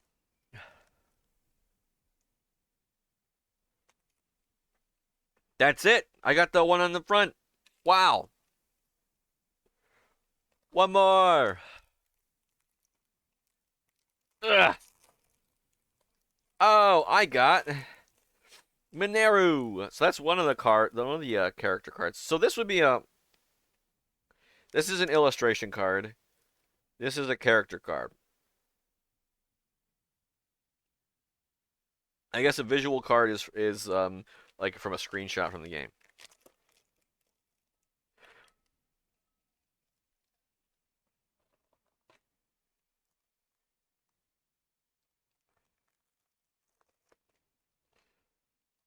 Wow! We got our first duplicate! Oh, look at the back. That's cool. We got our first duplicate card. What are the odds? Someone do the odds right now. That the first duplicate card would appear within 2. Ganondorf.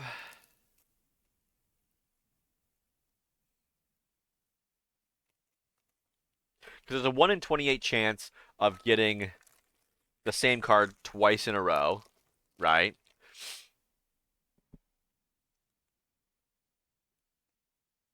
And then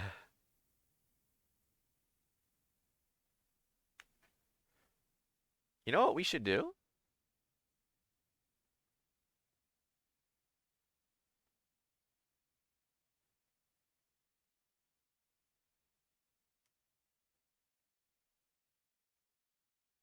I'm gonna put a window capture.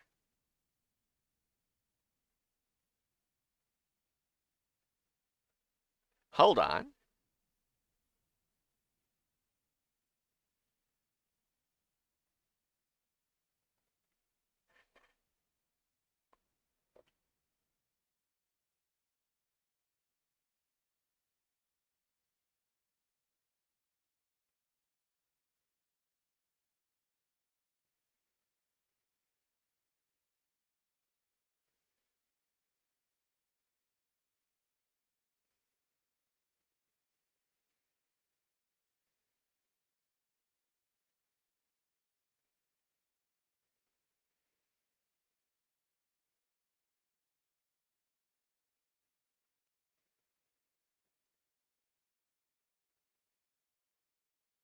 Camera's not the best.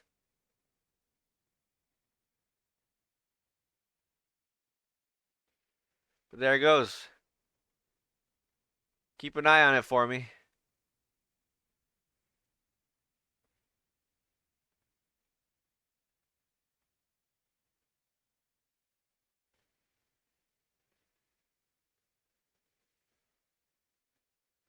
There. Now you can see a print. Hopefully we don't have any adhesion problems or anything. Another one. Choco. Choco. It's Riju. I don't really like her. She kind of sucks in Breath of the Wild. Literally detrimental to you. Makes you go get her freaking lightning helm that she lost, so that instead of giving it to you to keep you safe, she can use it to maybe keep you safe. Like, oh, here's a helm that can protect you from lightning strikes. And in order to get you close to the thing that's trying to strike you with lightning, instead of just giving it to you, I'm going to make you play a mini game where you have to like stay near me, and I'll create a protective bubble. Oh, here's a visual card. Ooh, visual card. So this is a screenshot from the game, I guess.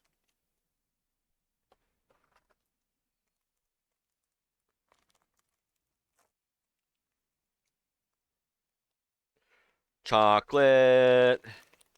Chocolate. You know, Bo, he's a big boy. He's a little bit wider than he is tall, so he gets a landscape portrait. A landscape portrait, huh? That's funny.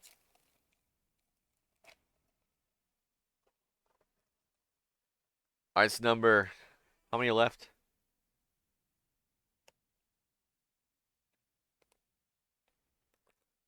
This is number 8.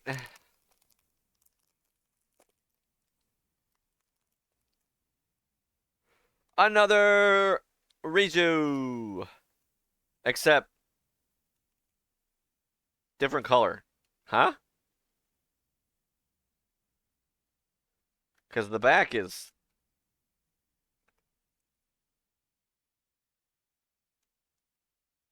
Is this secret? Huh. Got the secret stone on it. I don't know why it's black. I can't imagine Riju is the only secret card, right? Okay, I assume each of the there aren't a lot of like important characters in Breath of the Wild and Tears of the Kingdom. All right, number 9. We got Tulin. Because there's 5 stages that follow you around. Tulin, Yunobo, Riju, Sidon, and Mineru. Number 10. Hestu. He's the guy that if you rescue a bunch of help out a bunch of Koroks, he'll give you expand your weapons. I don't know if my jar can handle this. Whoop. Ha! Ooh, what's this? The blood moon rises once again.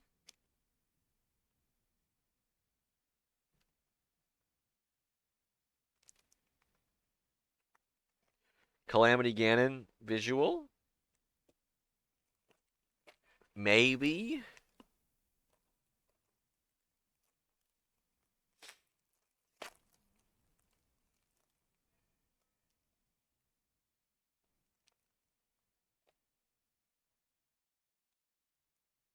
Wow! It's the exact same one twice in a row!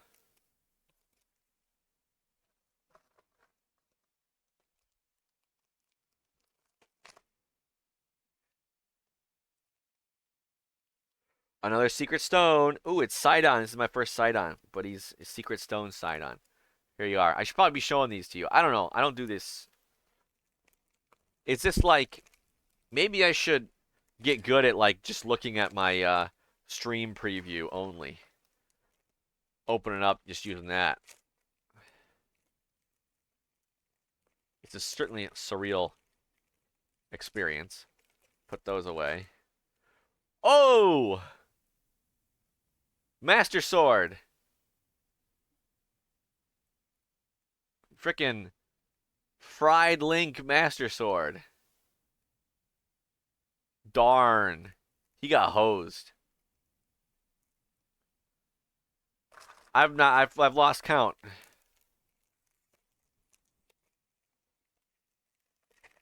Oh my god, more chocolate. I really don't care about the chocolate.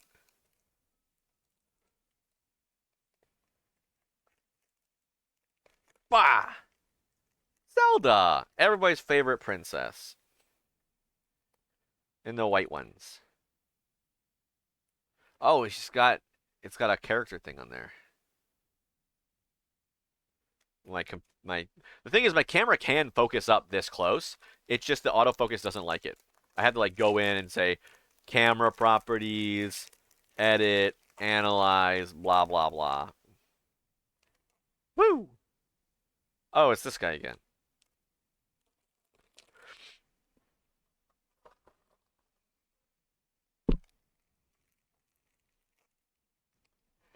Of course, I doubt anyone on this island also owns any of these cards at all, much less someone that I would be able to find and contact. What's this? Bokoblin boss. Well, they call it boss bokoblins in English. Put the white guy.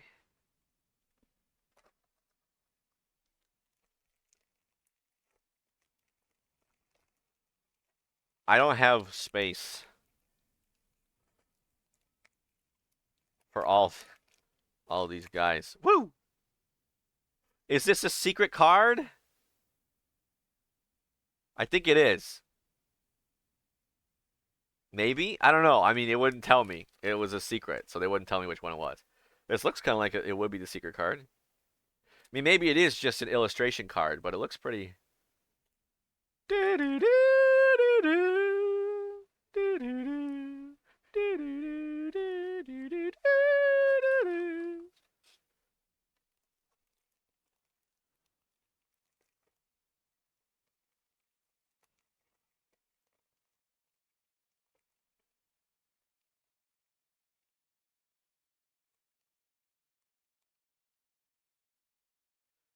Oh, it's Master Koga!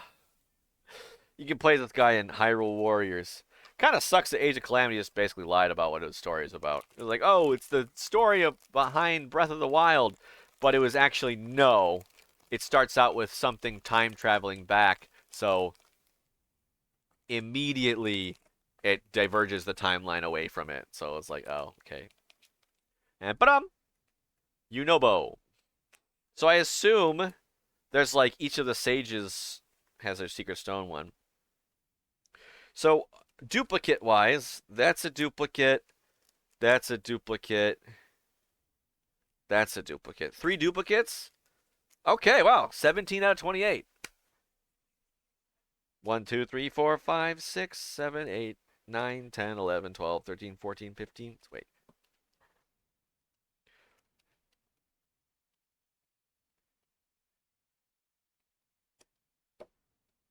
Can I not count? Hold on.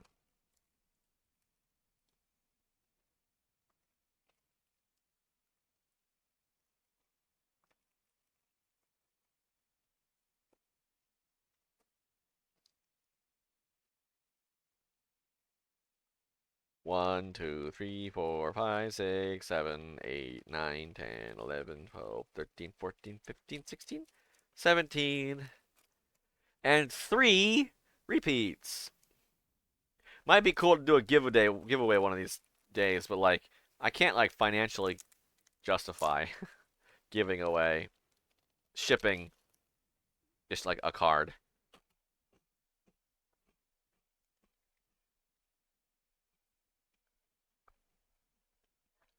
How much time we got? 10 more minutes. In the meantime, we got any questions?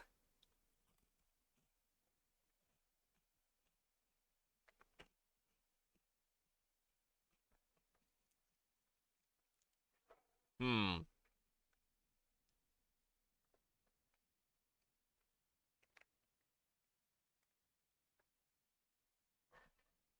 Okay, in all seriousness. Jesus Christ. Does anybody want to come over and help me clean these up? You know what I mean? Take some off my hands. Maybe I should just hand them out to the middle school staff. I have one more. No more. No more today. This is the last one.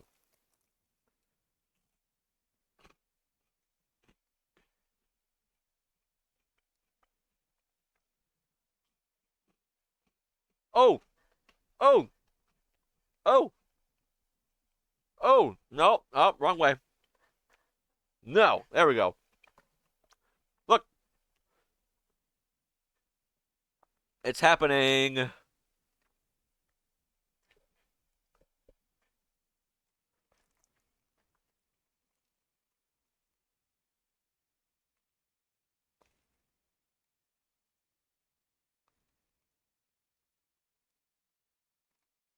Yeah, I do think this is the secret.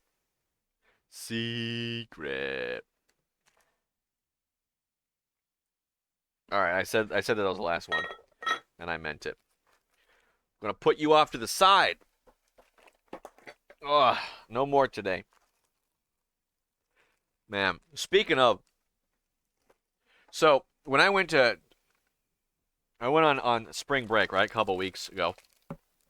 Took the old paid time off, Nenkyu as we call it, yearly break, and went to Hakodate, went to Sapporo, and then came back and hung out with uh came back to Tokyo, all the while hanging out with my girlfriend, of course. So completely by accident, I ran into, or I met up with a friend I have from Tanegashima, where I'm from the island, because my girlfriend finally got a new job. Everybody say congratulations, Onigishi, in the chat. So she got a new job, but she started while um, I was with her in Tokyo. So there were a couple days in there where we were both wake up, eat breakfast. She would go to her job, and I would, do whatever, right? Yay! I would go to my job, or she would go to her job, and then I would, play housewife, right? I would do the laundry, I'd wash the dishes, I'd hang it up to dry, go grocery shopping. Um, but yeah, so I went to Akihabara one day, and I was eating at Carl's Jr. because I have to. I have to go to Carl's Jr. if I'm in Akihabara and I'm hungry. I was eating a burger, had onion rings in it. It was very good. Like it was like barbecue sauce, regular patty, bacon, and onion rings in the patty. And I'm checking Instagram. I'm trying to while away the time. I'm not trying to go and buy too much. Spend my time spending a bunch of money. I'm checking Instagram, looking at the story, and one of my buddies from Tanegashima, she is like on her story, "Oh, I'm in Tokyo," and I'm like, "Oh, you're in Tokyo right now. Me too. Where are you?" And she said, Akihabara. And I said, me too. I'm eating at the Carl's Jr. right now. And she goes, wow. And she shows me a screenshot of Google Maps saying, like, I'm a 6 minute walk away from her. But she was busy that day. However, she did say, hey, do you want to meet up tomorrow? Um, she's actually a singer. She's not like professional level. I guess she's doing some she didn't explain it well, but like she has a producer who markets her music, and I guess this person does a whole bunch of it. Like they have a system where wannabe singers like go to them and they market their music and then take a cut or something. And I don't know. I'm hoping this isn't predatory. But she Yeah, so she had to record the next day at 6 p.m., but she didn't have anything other than that. So we met up and had lunch, and we were planning on what to do. And she mentions that she smokes. She was like, "Do you smoke?" Oh no, what was it? It's like, "Oh, we're going to a cafe." And she's like, "Do you want? What kind of restaurant do you want to go to?" I'm like, "Uh, anywhere's fine as long as it's like non-smoking." And she was like, "Oh, you don't smoke?" And I said, "Why? Do you?" And she said, "Yeah." And I'm like, "Girl, you're 24, whatever. Like, what are you doing? Come on." Um, and anyway, I was like, "Yeah, please don't smoke while you're hanging out with me. I just don't want to deal with that." And and she was like, "Okay, deal. That's fine." So we were hanging out. We got food and whatnot. We were chatting in the park, looking at the fancy cherry blossoms around, and we were planning on what to do. And she's like, I think I'm tired. I might just go back and take a nap, or I don't know. Do you want to do anything else?" And I'm like, "Well, I mean, we could chat more. Like, if that's fine. I don't have anything else to do, literally." And I was like, "But if we're hanging out, no smoking." And she was like, "What? What the heck?" And I'm like, "No, come on, like use your brain, bro. You should probably quit anyway. Isn't this a good opportunity to keep your mind off things and not smoke?" And she's like, "Yeah, you're right." So we walked over to the McDonald's. She's like, she got a coffee because she said that she was wanted to, if she wasn't going to be able to take a nap, because if she goes to take a nap, she's also probably going to smoke. She wasn't going to take a nap. She needed some coffee to wake up, and I'm like, okay, that's whatever. And then we chatted there for a bit, and then before we headed out to where she needed to be to record, I was like, we got some time. I want to swing by a store and pick up something. Hold on.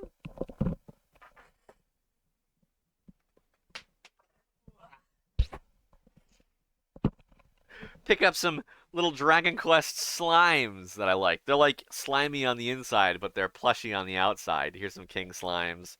Here's a she slime.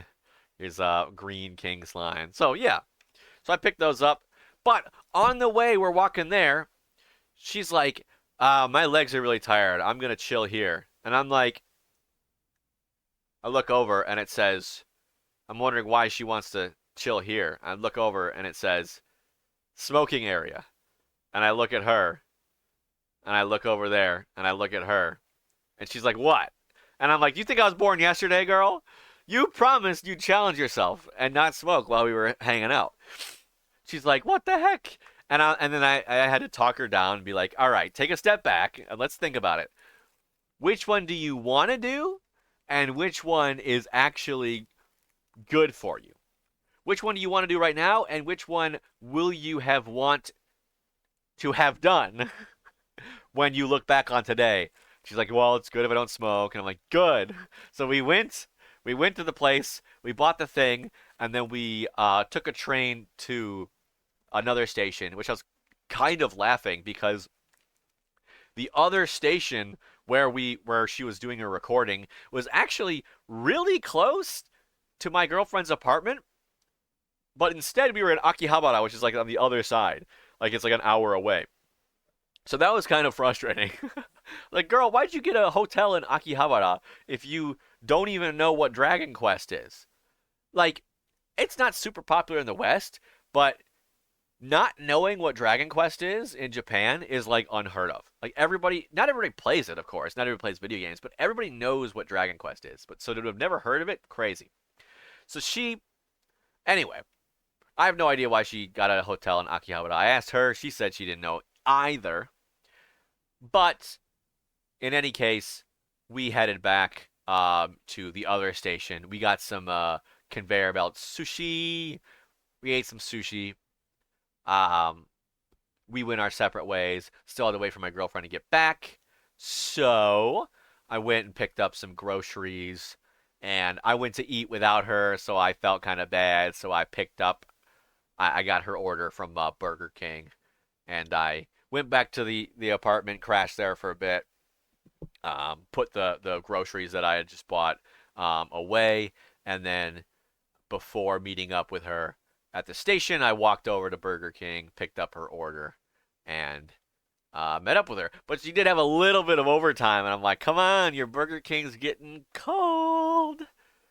Oh, oh, everybody take a look up here. Take a look up here. No problem. Let's go back to the screen share. There it is.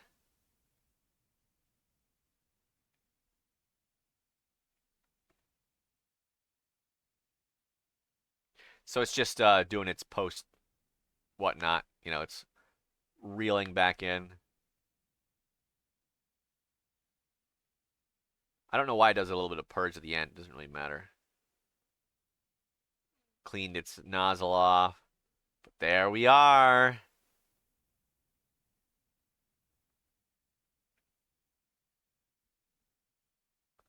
All right. Let's go grab it. Be right back. Actually, no, I won't do the be right back. You can see it from there.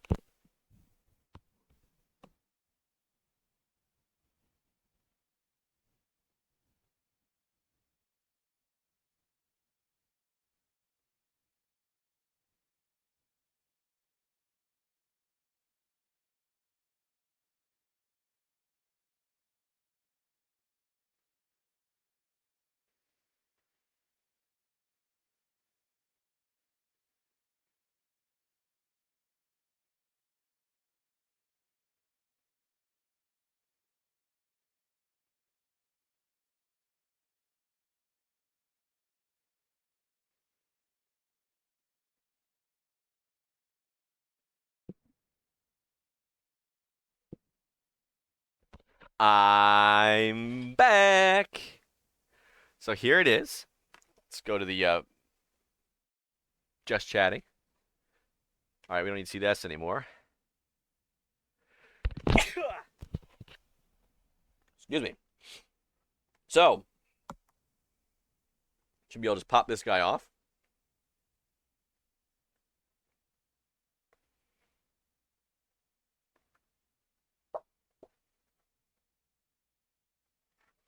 Hold on. Let me get my scraper.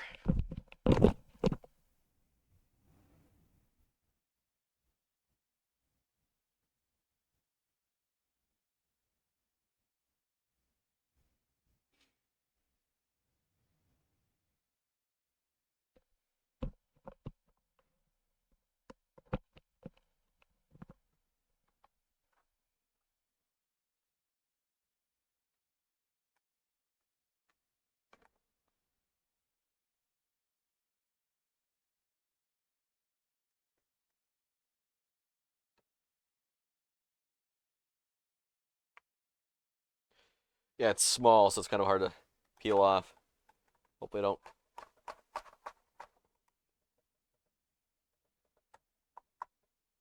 So we did that little fillet on it. Theoretically,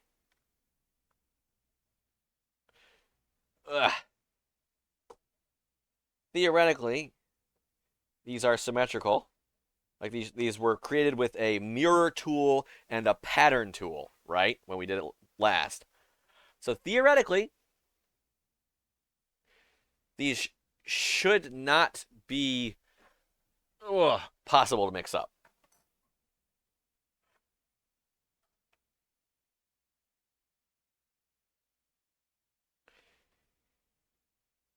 So we printed it with the beveled side down.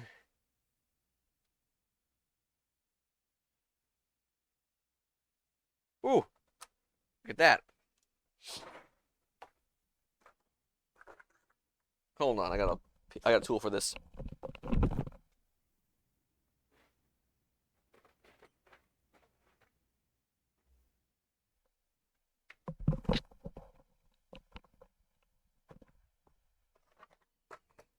Gotta get the right tool for the job.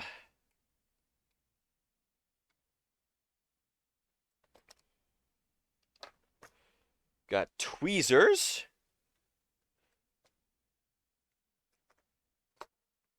Some random plastic thing. You should be able to use to just push it down. Ooh.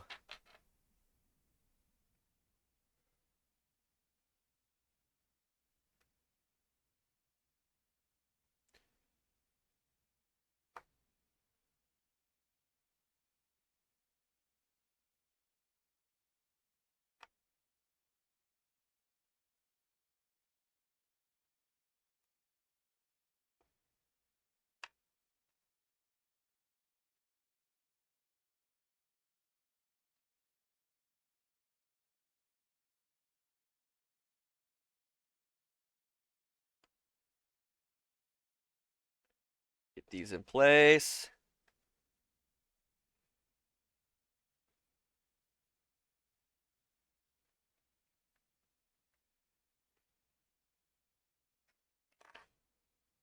Push it in there.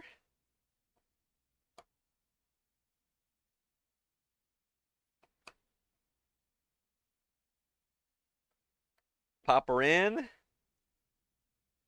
Now you can put a little dab of glue in there if you want. And there we go. Look at that. There it is. There it is. So within the course of 2.5 hours, I went from a picture of a Pokemon card to a physical recreation of that exact same card. So there you go. Now, we're not quite done yet. Let's upload it. Let's upload it. We're done, man.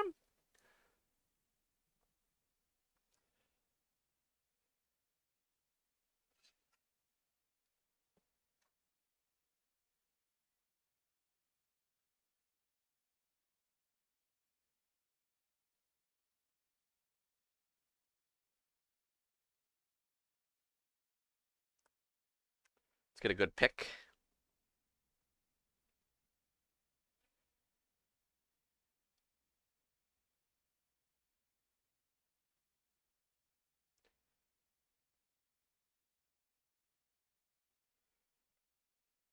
Get some better light on it. Woo!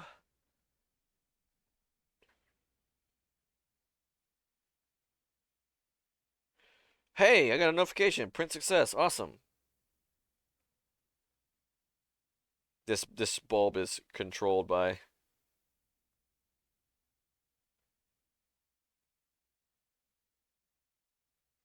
Woo! There we go. Controlled by my phone.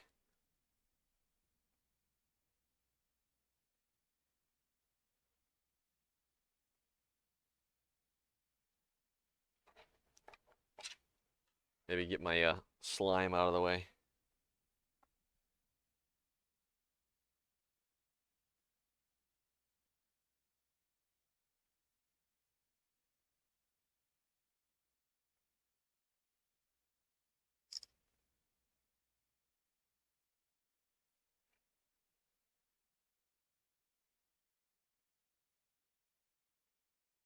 Not the best pictures, but they will do.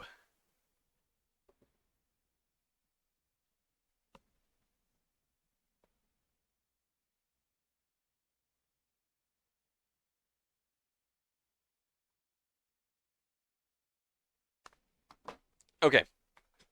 I can always take better pictures off stream and fix them.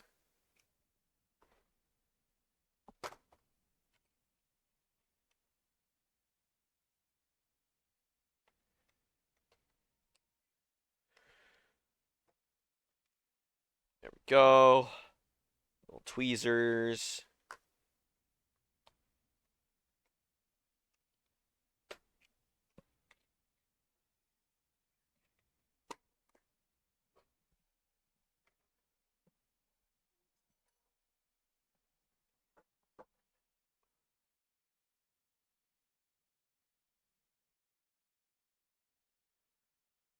Now, obviously, I'm not going to show you my personal photos, but that's generally the easiest way I've found for me to get my photos off my phone. You can connect it via USB and whatever, but Google Photos syncs automatically.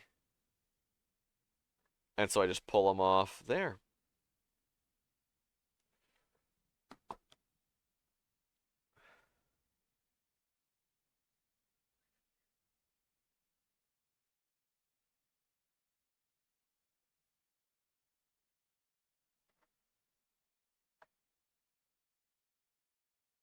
Okay.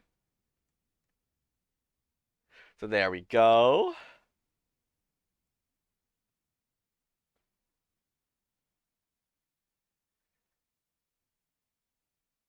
Extract those. Now, do I want to edit them? There's one pick. There's another pick.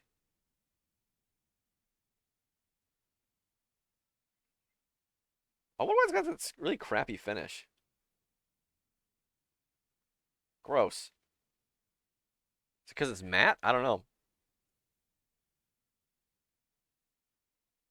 But that's good enough, I think, for at least my purposes right now.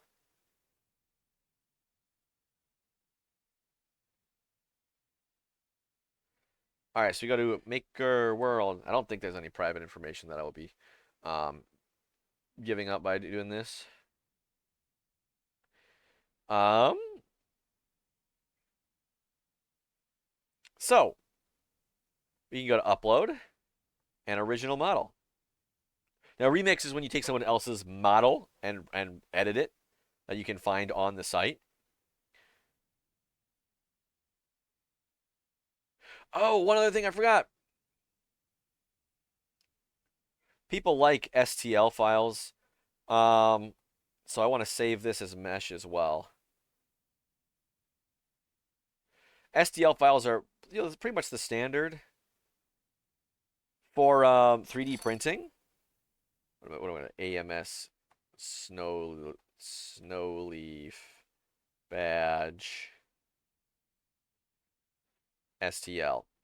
But step files are like they got finer resolution and they've got more information in them, like the whole components thing.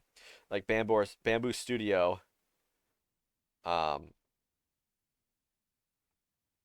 can actually like read the information in there and you can edit things based off of it. So that's why I like them. Single extruder, snow leaf badge, STL. So I exclusively use Step, but once when I messaged Blue Sky, I said, "Hey, would you guys mind terribly if I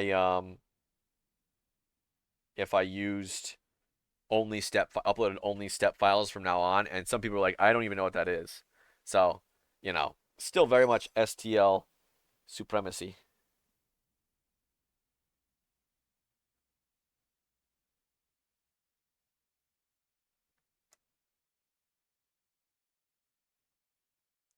Snowy Patch 3MF. Drag my files here. Okay, boom, boom.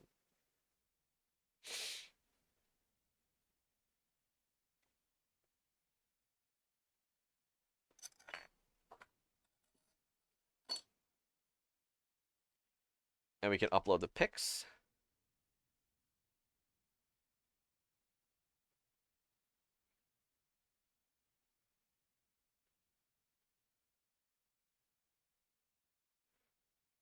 So I want all three for clarity. Boom.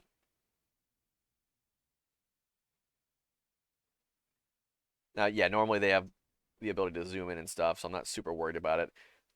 It's pretty standard for me to like go into GIMP or whatever and edit the colors and whatnot or crop it down properly. But ooh, what's this? Comments.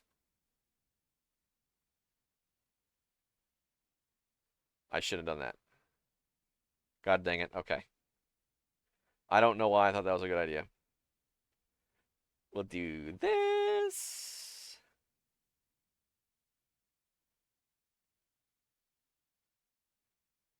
And we'll do that. Make this look nice and pretty.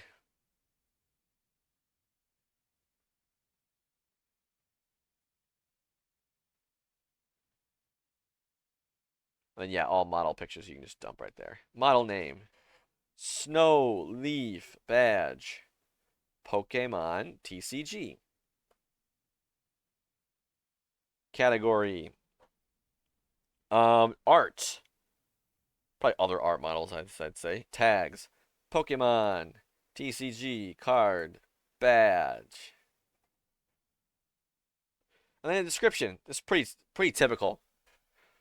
This is a model based off the illustration. Calm down. Illustration found on the Snow Light snow leaf badge in the, what is it? Eevee Heroes.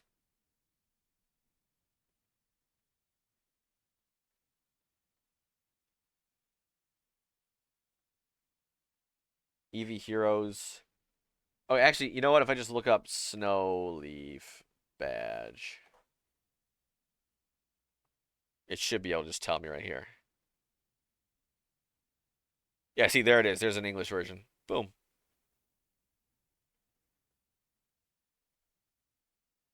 Evolving Skies.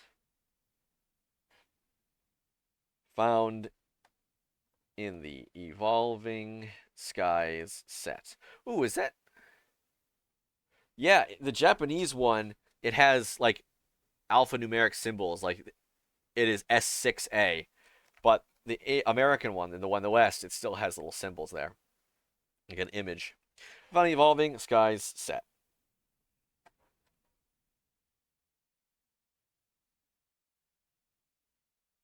Dang, that macro photo really does it dirty. Um, it comes in one version for AMS for use with AMS units, and another that is assemblable for single extruder printers. The body named, what's it called? What did I call it? It's called half objects, half pedal. Nope, I'm going crazy. Half pedal.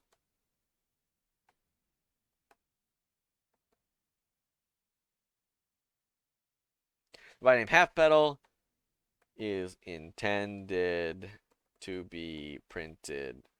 Or no, no, no. Was printed with Bamboo Labs um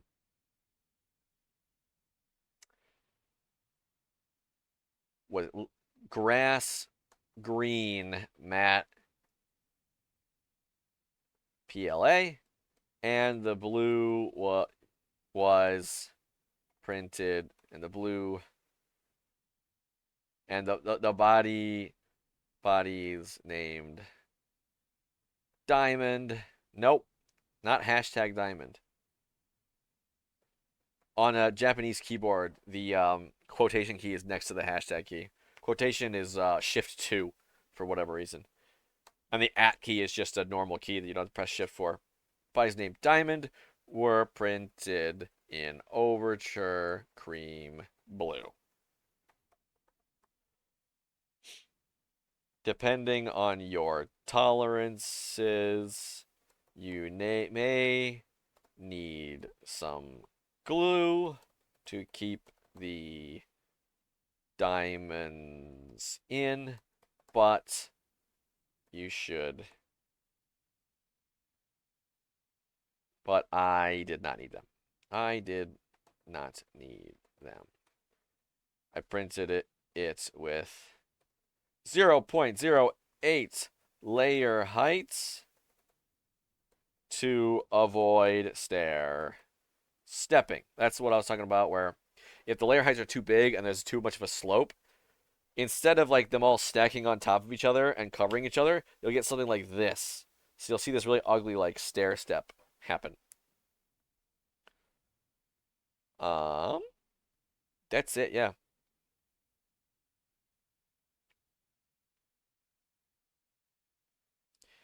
Add a print profile. That's it. Print profile picture. We can add this one too. Boom. It worked.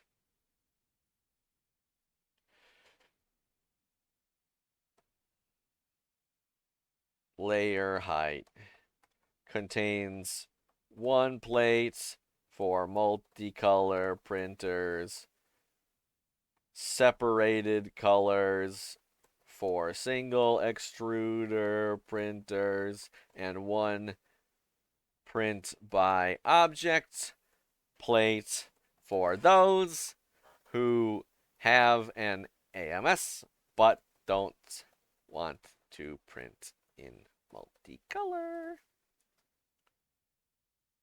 H2D, it's already out in like the West, but in Japan, I was told that it's scheduled for an April release, whatever that means. They told me that a few days ago, so and we can publish it,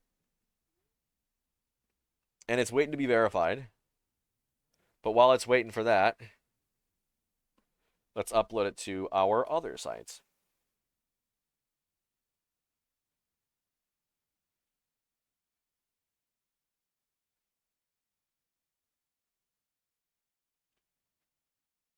And there we go. It's verified.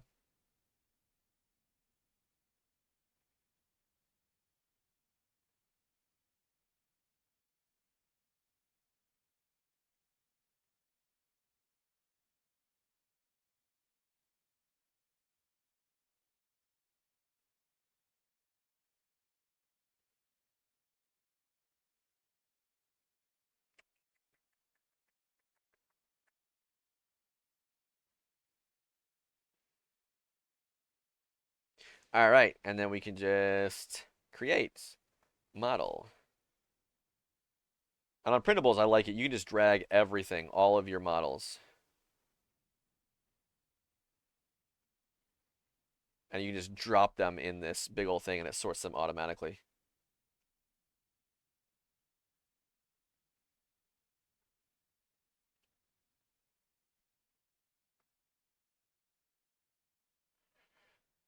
Model based off of the snow leaf badge from the Pokemon. What is it called? Evolving Skies? Evolving Skies set. Main category, arts, other art design. We can just copy this, paste that here, copy this, copy that. Oh, we already did that. Additional tags, Pokemon, TCG, card, badge. Original model. An original model means not necessarily like, it means you're not remixing it from another model on this site or another site. So even though it's not my, based off of something that is in my IP, I did create the model. Um, I didn't base it off of any other model. Non-commercial, share alike. So what this means is, as long as you don't, you can do whatever you want with this model, as long as you, wherever you post it, you tell people it came from me. You don't make money off of it, and you share it with the same license, so that people can't, free it from this license. But I was thinking of selling, like doing a subscription where if people want to sell my models, then they can do that if they subscribe to me.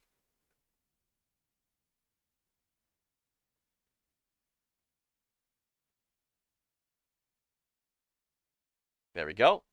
And then I have one more site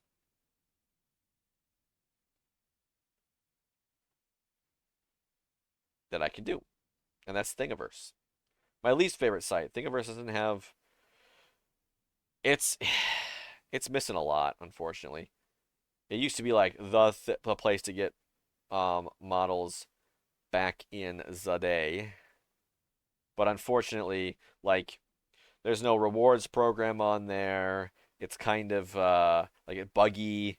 In order to access my messages, in order to get notified that I have a message, if someone DMs me, it sends me an email, and then I have to open this up, or no, I have to click on my profile and then go into messages. But the message thing won't even pop up there if I have a new message, which is like terrible.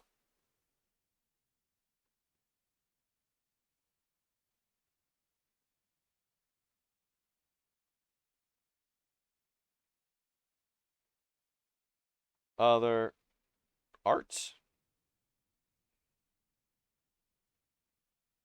Coins and badges. Okay, that's perfect. There's the badge. Um, tags, Pokemon. Yeah, other thing like that was like really awkward. TCG.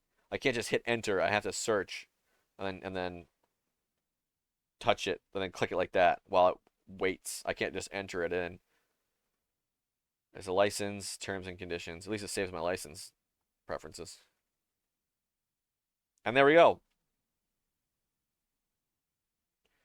And that's about it. Okay, so I do plan on editing this into a YouTube video.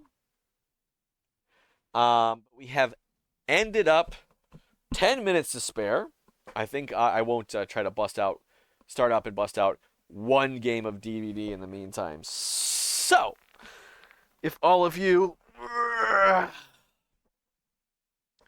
will excuse me, I think I'll end 10 minutes early. But thank you everybody for coming out. It was really cool to start from this card and end up with this physical thing that looks pretty darn similar to it after,